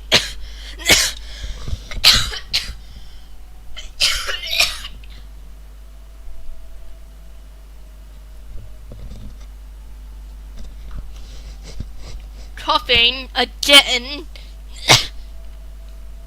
Anyway, the metal sounds are still there, sometimes dwindling only to sound again louder, banging and clanking and rattling. If you listen close enough, you'd believe you can even hear something muffled, something alive. In the heat of the moment, you wonder if Annie ran over some wild animal whose remains are smeared on the tire, fighting its survival. Luckily for you, Oliver, doesn't really look like that. I mean, how do I...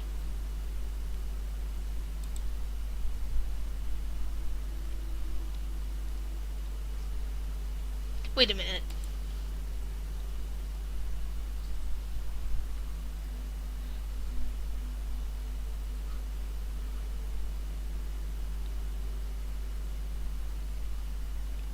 Total's assistive self-voicing? Self-voicing in a screenshot sc /users /admin1 /appdata /local / self-voicing disabled. Self-voicing disabled. Good God, that was too loud.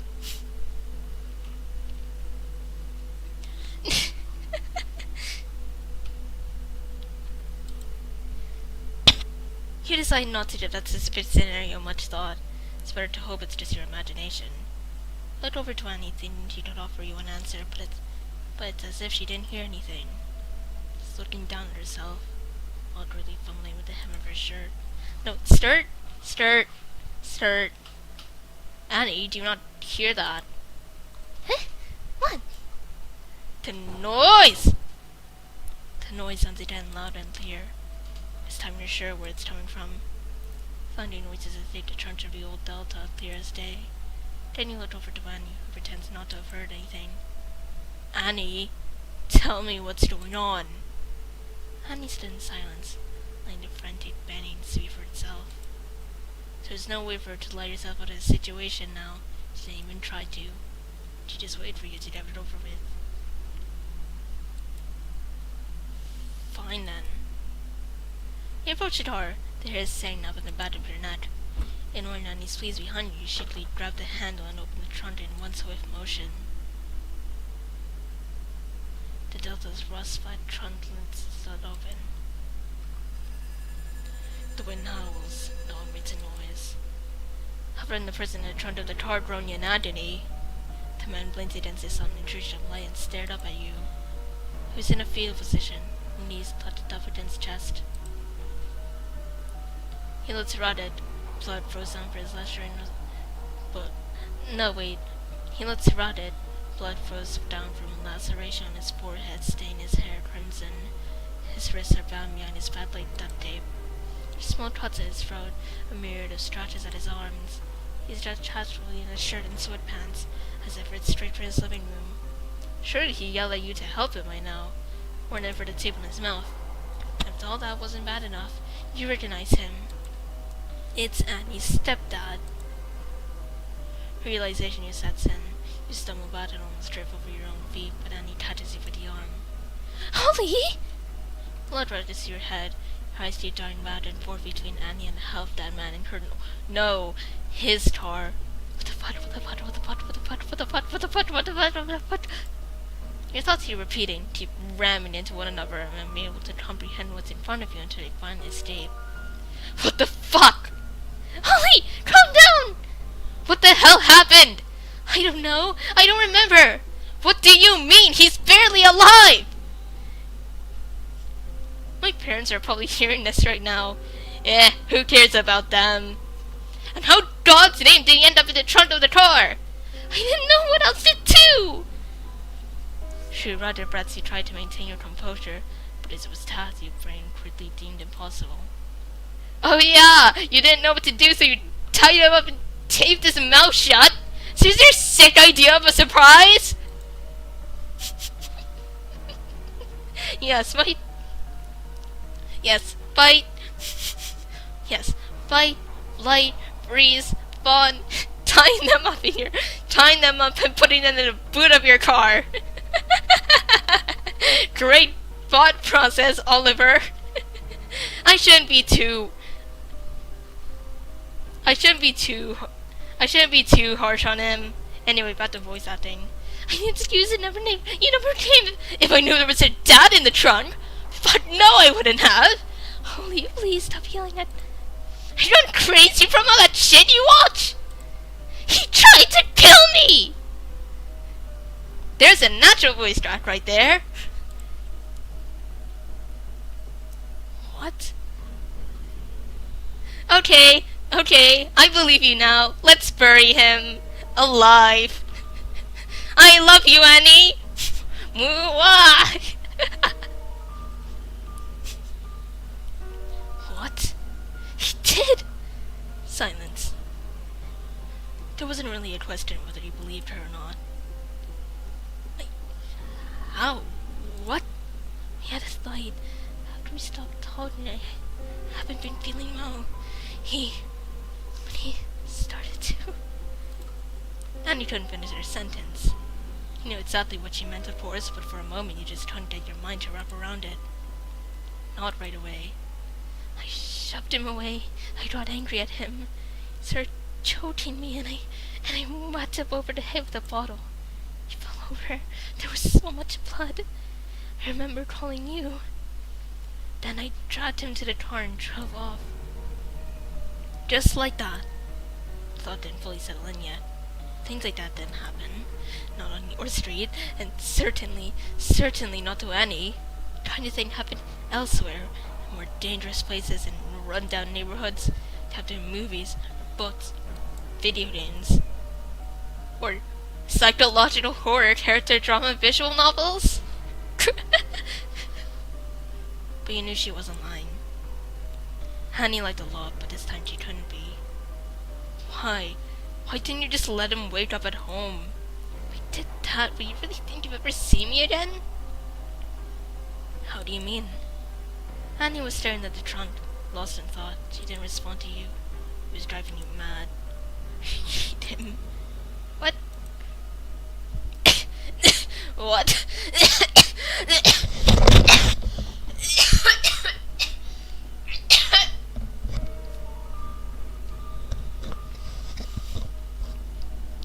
Been coughing a lot.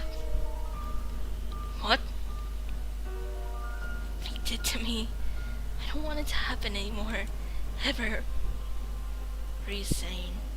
I'm saying that I want to get rid of him. Like this, I could dispose of him in the car in one night. It looked like suicide or an accident. Shit. Ow! Ow! There was like a raining in the back or something. That hurt. Words flow off her tongue so easily, as a practice. I need to change the preferences again! I can't let this happen! Not during this scene, God!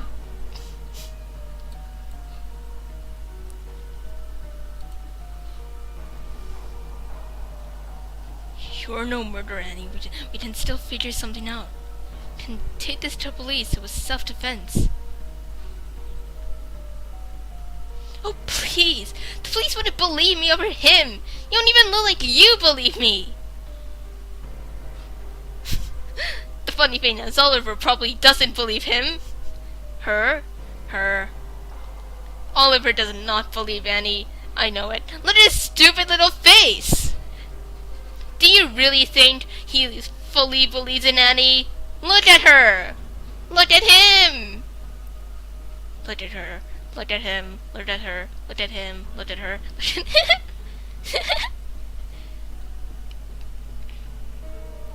Your words hit on your throat as you lower your head, unable to face Annie under accusation.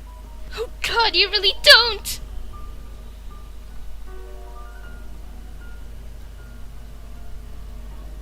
Oh, Manal has covered Mimichi.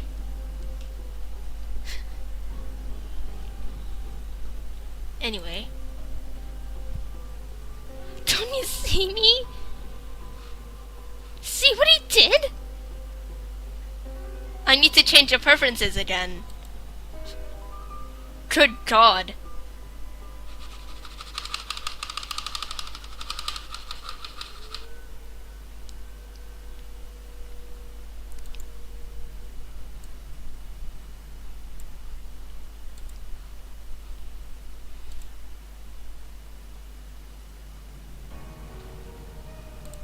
I want to, but I just, no, wait, when I was okay. That means you're complicit, just like Mom! I go to prison and okay, the dialogue is still lagging. Okay, maybe I'll make it slower down. I'll probably go to prison and run this cell for the rest of my life, whereas it should have been him! Okay, Andy. This is messed up. We can't... God!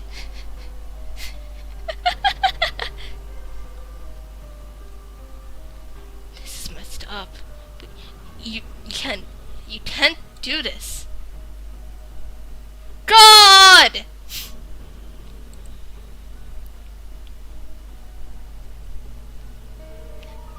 Look, I'm kind of alright with the dialogue lagging at a normal low state scene or something, but this is the scene where we kill Annie's dad.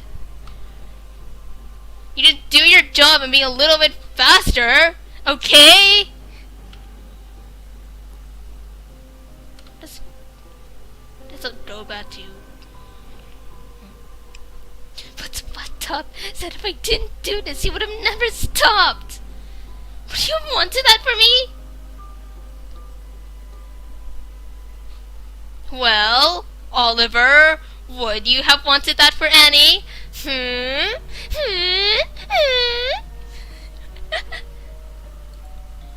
No, no.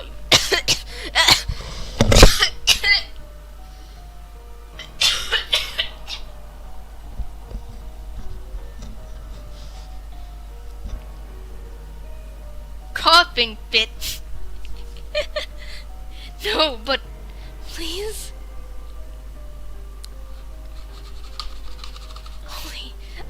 Holly, please. Annie approaches slowly, carefully towards you as if you were a wounded animal she was trying to catch. Your breath hitches as she closes the distance between you two. Your mind starts racing, screaming at you to run. Go to preferences! Ow! Ow! Ow! Ow! Ow! Ow! Ow!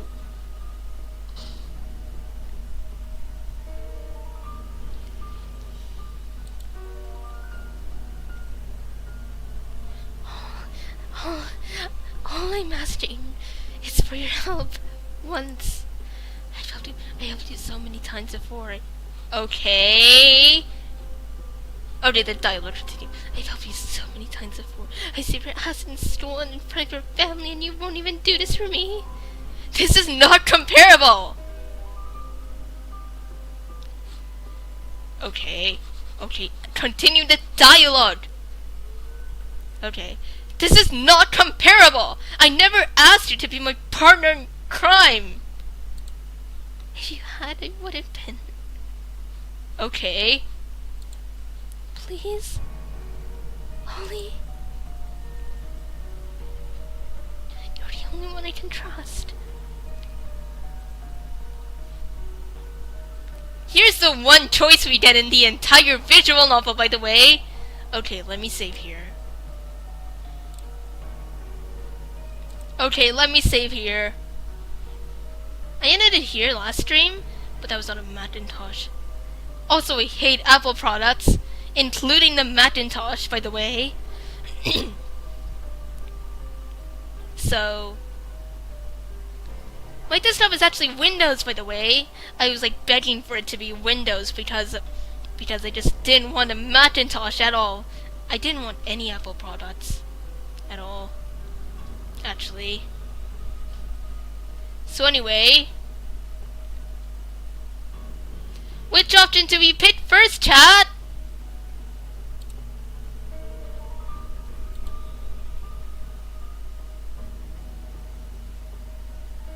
Now, how do I put a poll here? Poll!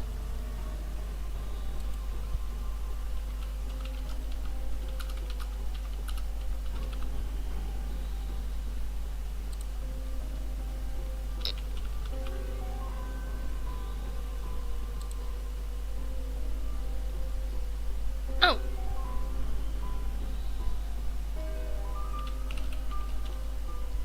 Okay, start poll.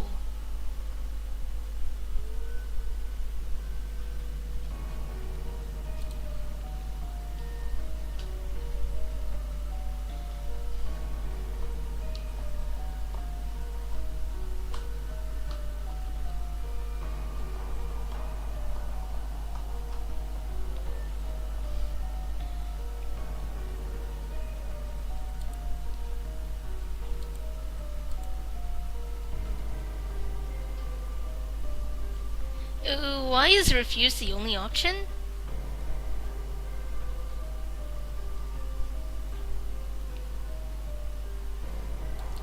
Refuse is the only option on screen. Eh?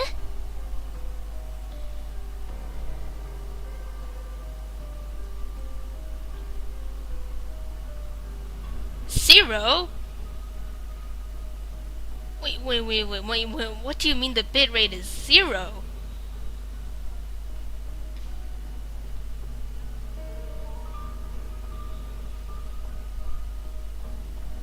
Huh? Huh? 0? 0? What? What? Why is it 0? Oh my god, the bitrate is 0!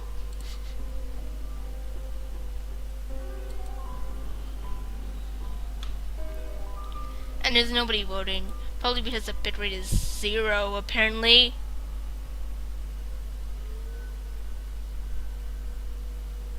Maybe I should just turn my VPN off or something.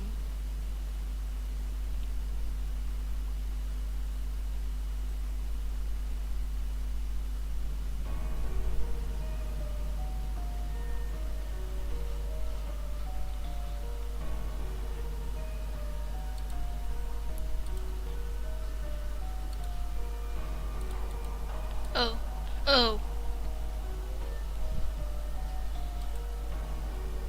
Also, the poll doesn't show up in chat at all. I have the stream open on my tablet and it's not showing up at all. So I guess we'll pick refuse for the time being. I'll pick it up later. I swear, I'm picking it up later. Please, don't pitchfork me. I can't, Annie, I can't do this. Annie steps away from you, keeping her eyes locked on you. You can see the exact moments your words reach your brain. Why won't you believe me? I do, but Jesus, Annie, we can't kill a man. You don't! If you did, you help me! Not with this! There needs to be... What? You want to go and tell Ben out of there? It's fucking Samaritan! It's... Seminarian. What does that one mean? Wait a minute, let me look something up.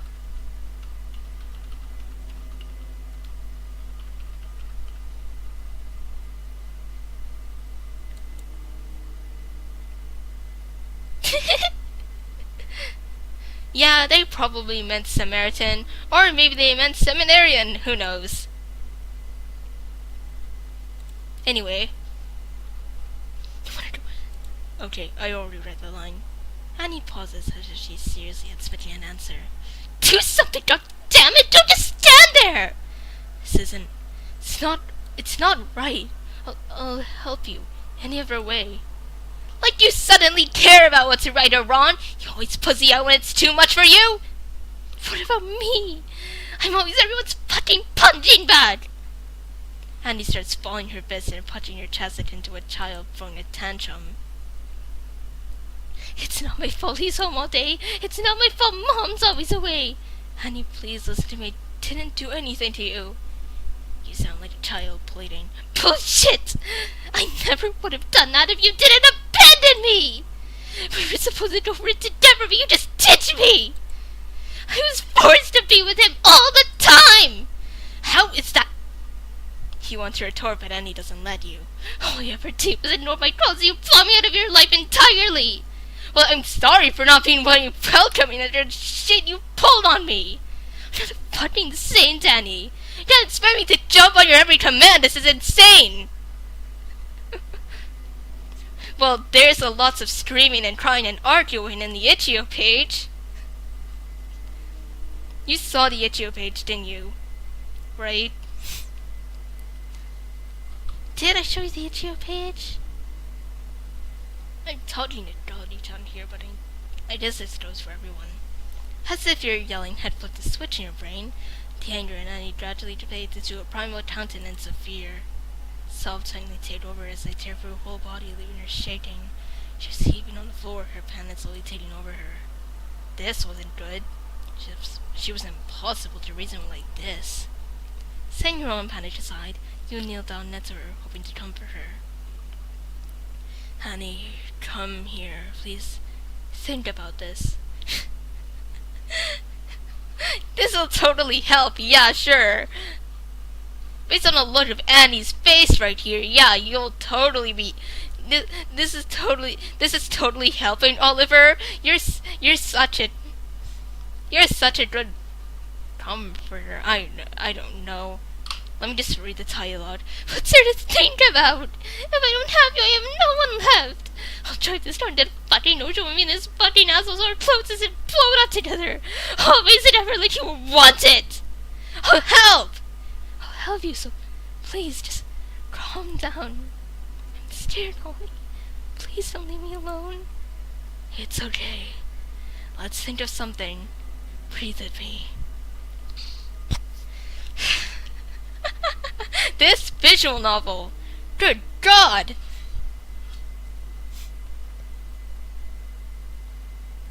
Oh, this is the Ratatouille CD. This situation brings up memories of days past, as Anne yourself comforted you for thoughts that only occur in the darkest hour. You hold Annie in a tight embrace, shutting it all far away. Annie would never do something like this. Not the one you knew. Can't have always been like this. Why did she never tell you? Why did everyone fuck up so badly? Why did... okay, I accidentally did that. Wait a minute. Why did everything fuck up so badly? Why did things see the way they used to be? As you hold Annie's hand and frame your thoughts out to spiral. Wasn't your fault, was it? How were you supposed to know? could have asked. Oh, here's a flashback scene. Hey, don't doze off on me now. This movie is my favorite. Say that to every movie. Because it's true. Look, right now. Saw a woman, a man, a chainsaw. The same strain that they use in every one of Annie's collection of oddly bloody pieces of cinema. At one point they all melted together. Didn't face you much. The girl lets you huff grumpily. She wore this oddly sweater that was entirely too big for her. You could have sworn you'd seen it on her dad before. Oh, ew. Before we don't have to watch it. Can I be honest? Choose your next words carefully. I'm so bored. Watching too many of these too long not to give much of a shit. You really do hate me. Never thought I'd say it, but I miss school. I could never be that bored. This year's awful. I mean, we've got Mrs. Inglet for Mets and Science. Can't stand her. Yeah, she hid kids who weren't illegal. Well, it's legal over here in the big blue. I was going to say blue, but I'm saying blue. Well, it's not illegal here in this big blue country of Malaysia. Maybe Mrs. Inglet should come here instead. That totally help. Because beating kids sure does totally help. Because it won't just make them more afraid of you, right? That'll totally help.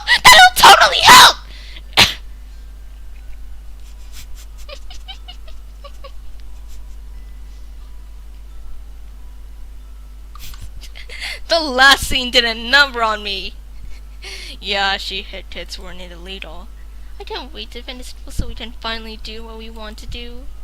Only a few more months and I am out of here. And what do you want to be when you're all grown up, young lady? I want to leave this place. Then what? Where do you go? Don't know. Anywhere you like. Really now? Do I keep you in my suitcase wherever I go? As long as the hotel's not Taylor's not sure. Careful what you wish for. This movie here might end up giving me some ideas. Ha ha, hilarious. You try your hardest to maintain interest for more 10 minutes, but your eyes keep darting over to the clock. It's nearly 9 p.m. Annie was always returning her curfew.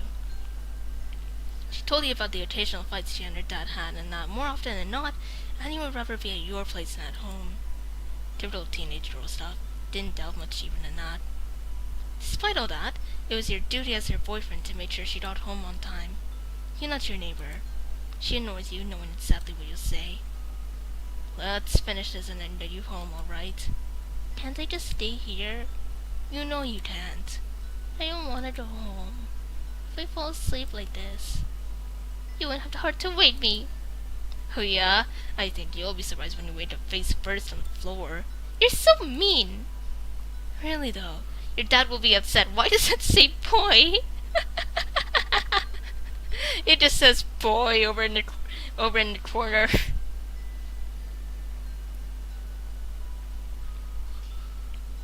Really though, your dad will be upset. Annie groaned in annoyance. I don't know when you became so strict. It's so annoying. Ooh, Annabelle, come home before 9. Annabelle, where were you? Annabelle, who were you meeting with? Annie lowered her octave and put on a mocking tone, slurring her voice as she did. She was making a terrible, albeit a little funny impression of her dad. Since when is having a boyfriend a crime?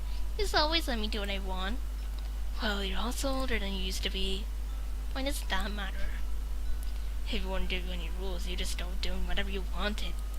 Like when you run away with me, you dork.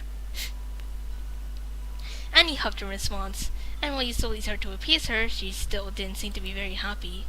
Sometimes there was nothing you could do to help her, and it made you feel sort of useless. Just wish things were the way they used to be. I'm sure he still loves you. Remember how we got when you were being bullied?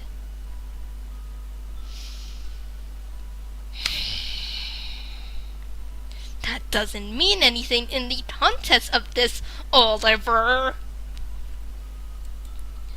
I'll drop you off, okay? Maybe say hi. No, that's not a good idea.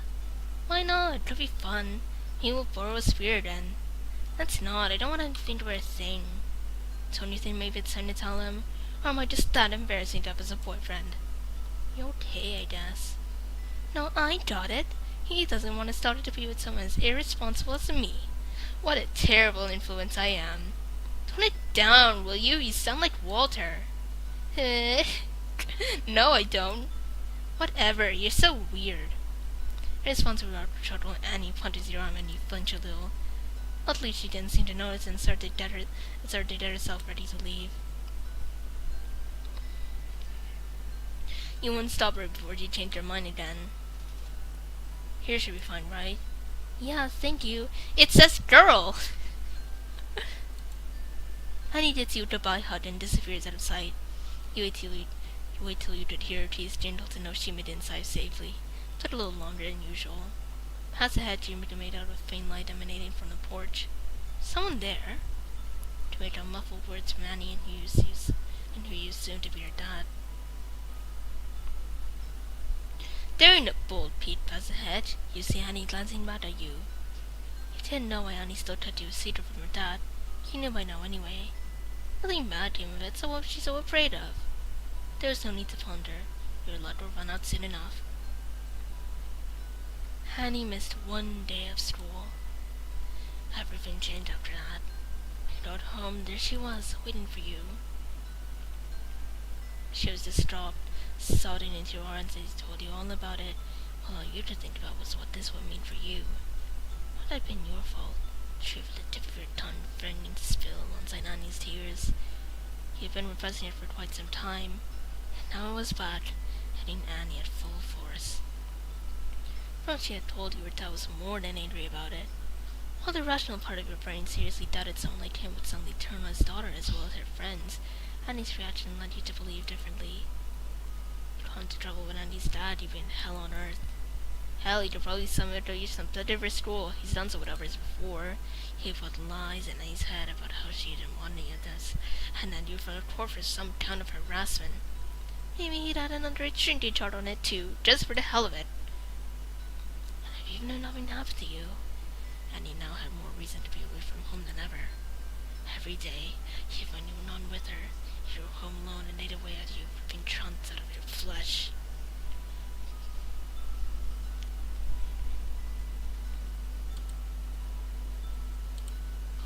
True preferences.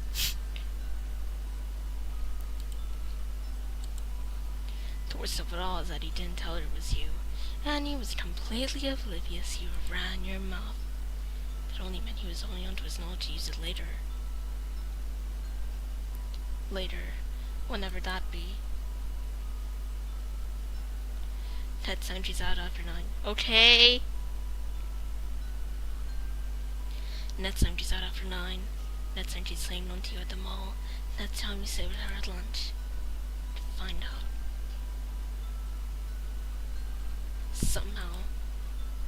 Okay, go to preferences.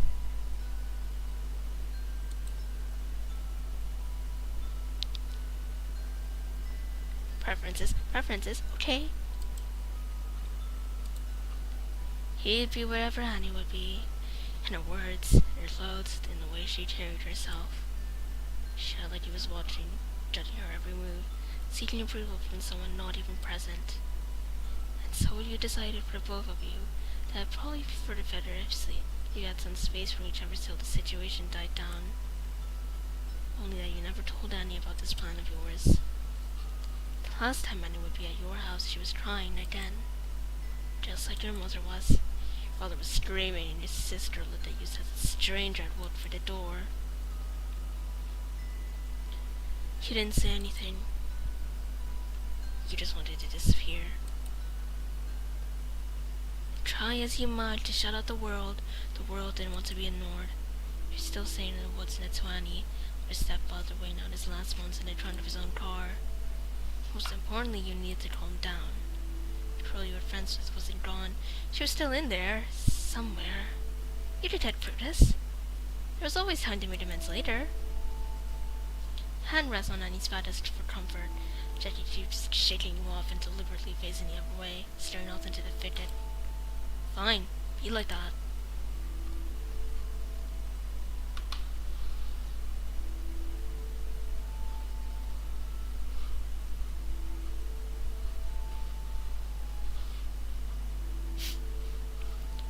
decided to give her some space.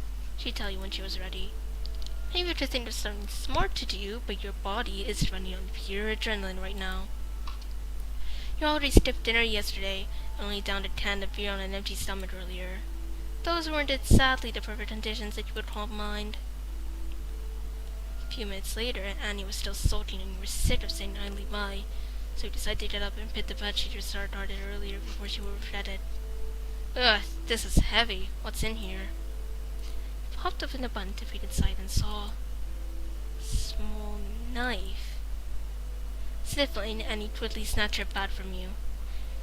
Gosh, I stole it from his stash before I left. Oh, smart. That'll last me a good while before I got to think of a way. Ah! Ah! You didn't hear that? You didn't hear that? That'll last me a good while before I got to think of a way to earn money. You noted how Annie said me instead of us. It was annoying, quite frankly. I said I'd help you. Why are you still upset? Because you can never admit when you did something wrong. Because you still have that tone with me. What tone? The one my mom has? The accusing one. Okay then. How about you tell me what really happened? Excuse me? If I help you, I should be able to trust you. Right? Tell me what actually happened. I don't want your help if that's what you think of me. And that says Annie. You're not really trying to tell me you managed to lift your dad's unconscious body in the trunk all on your own. Believe what you want, I'm telling the truth. Like you did at school? God, when will you let that go? Once you're honest with me, I will. What do you want me to say? That a friend who wouldn't like to do as I say or else? What does it change? Nothing. Not much to do with that. You realize there's no winning this situation no matter how you twist it.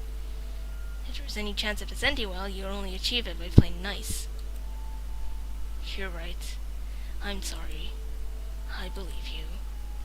And he stopped. Of course you do. Of course you do. I do. This is just a lot, Annie. Can you blame me for being nervous? No response. It's a lot you're dumping on me right now. To decide what happened in the past for now, okay? I fucked up, you fucked up, we're totally even. Fine. For now. Thank God. So, what will you do? Just knock him out and leave him to the animals? That's a bad idea.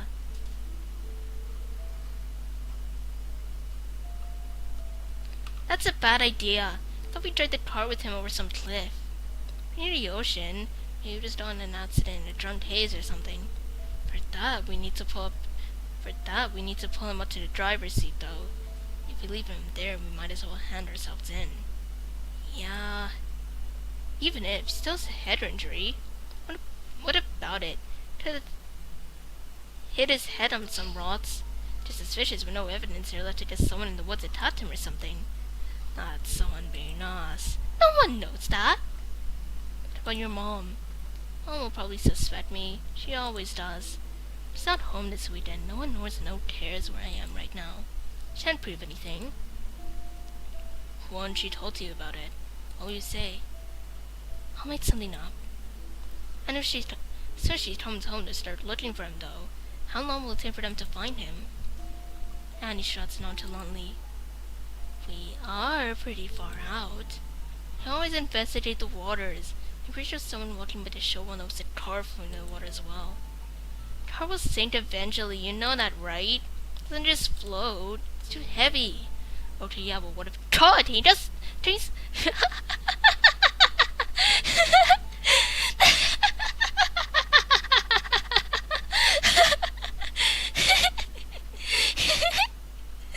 Annie! We're hiding a body! People agonize over this! Why are you so calm?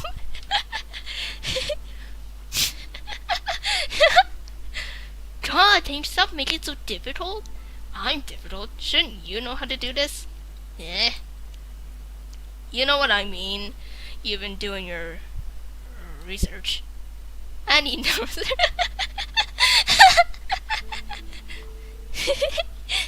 And he knows her eyes. Forget it, I'm just making shit up. No, elaborate. Yeah, I'll pretend you didn't say that. Right. I think I know a spot that leads towards the cliff's edge here, actually. From what? Dodge Runner was the twice. Oh. Oh. Good friends. It was a hangout spot. Uh-huh. Really? Yeah, sure, I believe you. You roll your eyes at her and start thinking about the car. You both know the inevitable. You need to knock him out again. Oh, it's this scene! What fun! There's no way he'll just stroll along with you two pulling onto the driver's seat conscious, with the way he's always squealing like a pig. Show your face in front of him, and then he might just rip the tape around his wrist and beat your face to pulp. Does your dad have anything useful in his car? No. There should be a big rod somewhere out here. See to knock him out, not kill him. Why do we need to do this now? Not driving around with him thrashing in there. It's only driving me mad. Oh, look, if there's anything of use in about. You just keep watch. The fat seat was big, but it was crowded with many years' worth of accumulated junk. Old batteries, a bunch of cables, empty bottles and a beer can, empty bottles and beer cans, an ice scraper, spare tire, folded tent and more. With a rubble you can make a piece of metal. Why now you find it to be a crowbar. Wait a minute, a crowbar? What's that a crowbar in his car for? Actually, you don't want to know. It's a blunt object that did you find for giving one over the head. Take it out with you before slamming the door shut. Annie looked at you expectantly. You lift the crowbar up. Oh, it such remains uneasy, she nods. I'll have to drink like a bunch of water for this. I'll be right back, chat.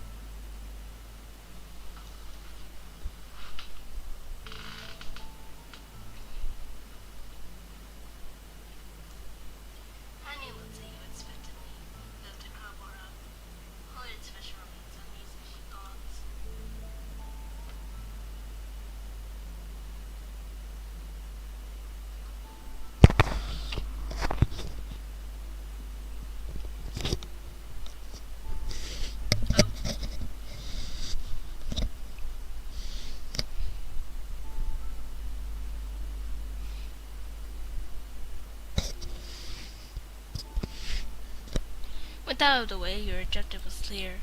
Still, your stomach drops as you grip the cold iron. Iron, iron, iron, iron, iron, iron, threatening to slip out of your sweaty hands. Give it to me. I'll do it. You whip your head around to Annie, but stops a question, more of a demand. You don't have to. I want. I need to.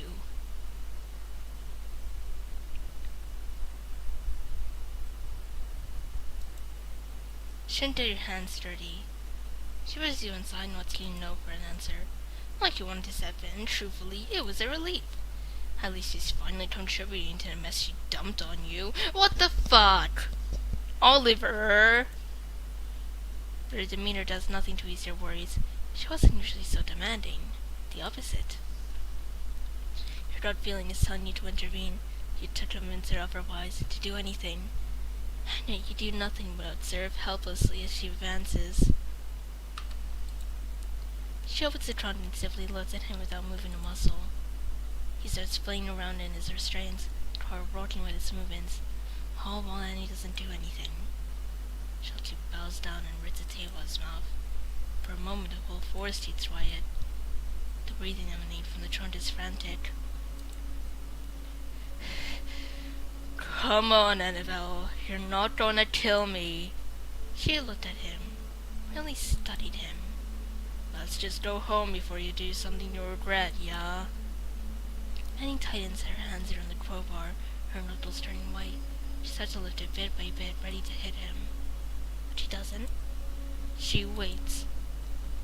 As the calm command, Daniel catches his breath. You don't want to do this, sweetie. You won't find peace with this.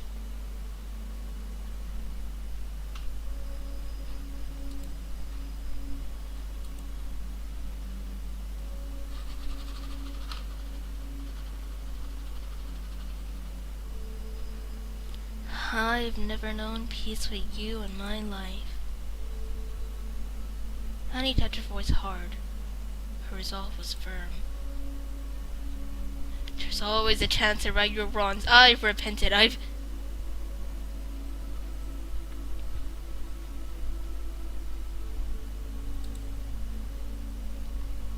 Okay, let me go to preferences. Again. Uh-huh. Her dad pauses for a second, and you think you can sense your fear like a shard scouring the water. It was his idea, wasn't it? Oliver's. Your blood runs cold as he mentions you. Shiver crept up your spine as the wind starts to howl. Don't. No. Hey, Oliver! I know you're there! You swallow, a hard lump in your throat. You stand on the side of the road, small useless kid just watching. Too scared to make a noise. Annie pays it no mind, keeping her eyes locked on her target. This is the shit I get after being nothing but welcoming to you. To guy who fought my daughter. Hey, help me!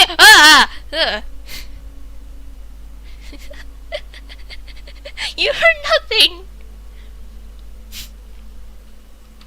When in a split second, Annie shifted her grip on the crowbar and swung it down. Then there was immediate thunder as the crowbar smashed against his knee. He let out a howl of pain that quickly turned into an angry groan. I need to screenshot this. Screenshot. Yay!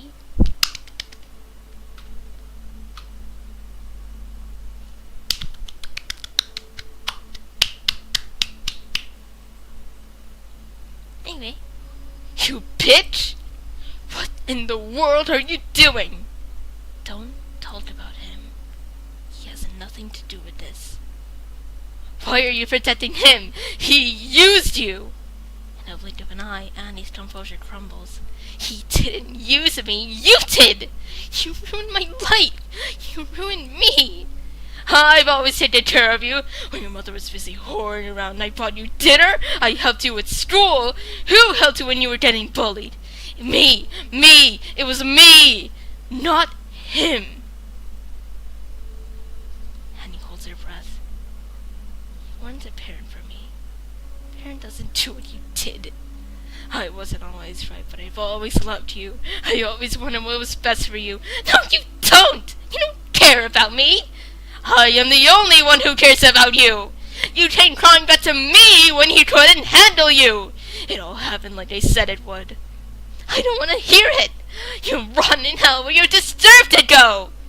He sucked in a breath of air that had saved his lungs in a form of roaring, almost manic laughter. He felt like needle threads in your ears. If he was fighting for his life before, he must have completely given up on that now. I made peace with my Lord. He has forgiven my sins. I'm not going to hell. I know what's waiting for me. But if you kill me, you'll have no one. Shut up! You really think he'll stay with you after this? The guy who doesn't even know what a whore you are? Danny clutches the crowbar tight to her body, hunting over herself as he starts screaming at full force. Shut up! Shut up! Shut up! Shut up! Shut up! Shut up! She hits him. Shut up! You're so right, Annie. He needs to shut up. Well, I guess I'll shut up forever after this. She hits him. He lets out a long, horrible groan. And again. And again. And again. And again. And again. And again. And again. His screams worsen with the repeating metal thumps reverberating in your skull. You want to cover your ears and scream at the top of your lungs, anything to make it stop. But instead you're frozen in place, held by an internal force to watch as the blood spatters on Annie's face. Ow! An incredibly loud cracking noise shouts you out of your trance. Screaming is non-stopped. Annie's eyes are wide open and her mouth slightly agape, breathing heavily. There's fury in her eyes, like a rabid animal. She starts to lift the crowbar again. You rush at her and roughly pull her away from her as she continues to rush about herself. Annie, calm down! That's enough. Stop, please.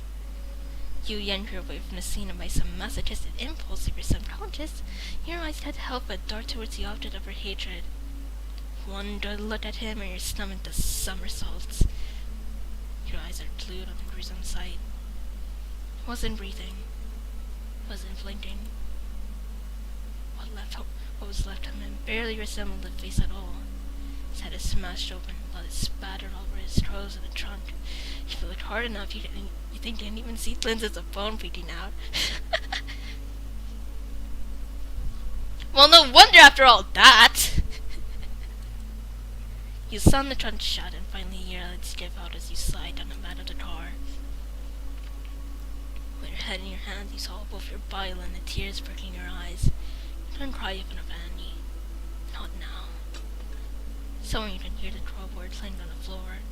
Didn't sound close. You can see so far away.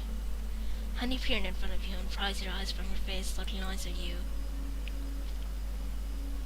Why did you do that? You had to remove the tape anyway. That wasn't your question. I want to hear what he had to say for himself. Good sweet Jesus, it's cold in here!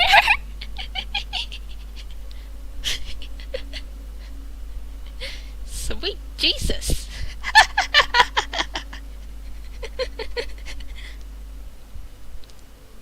No, I'm genuinely shivering. It's cold in here, sweet Christ!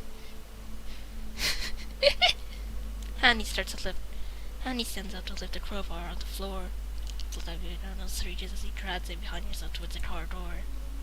You hear it falling shut, but it doesn't register in your brain. You sat in silence, breathing shallowly. Annie must be waiting for you. You shouldn't let her wait.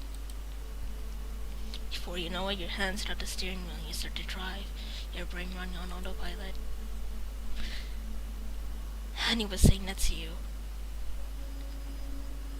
That's right. It was Annie. Annie liked sweets, chasing the feral cats to pet them, and most importantly, you. Annie was cute, innocent, albeit erratic at times with her ideas that were not always realistic. She's clumsy, outspoken, and laughed easily despite what people said about her. Her mind will wander any given opportunity, getting her in trouble with teachers when they found out that she wasn't paying attention to her math problems like she was supposed to be doing. It It would cause the whole class to laugh at her when in small she simply sat in her seat, mouth unmoving and staring holes into the blackboard. Embarrassing. Though not as embarrassing as that you were doing exactly the same, not getting called half the time she did. Spacing out, you learn from such days mundane and trouble. And trouble seemed to find Annie a lot growing up. Despite it all, Annie was important to you. Not just as some easily distraction from what you hated doing and the people you had to pretend to be nice to, as an equal in the life you hated living so much. Everything you were going through, Annie would be by your side, waiting for the storm to pass. Annie was your girlfriend, you reminded yourself. Yet you couldn't recognize the person in the car sitting next to you staring blankly at the window. You always wondered what it was that she was thinking about.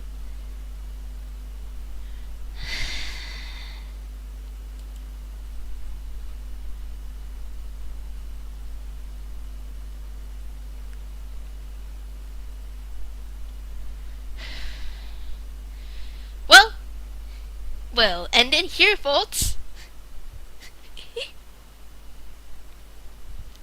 This seems like a very good time to end the stream for now, and the sun is setting, so we meet again. Otsuka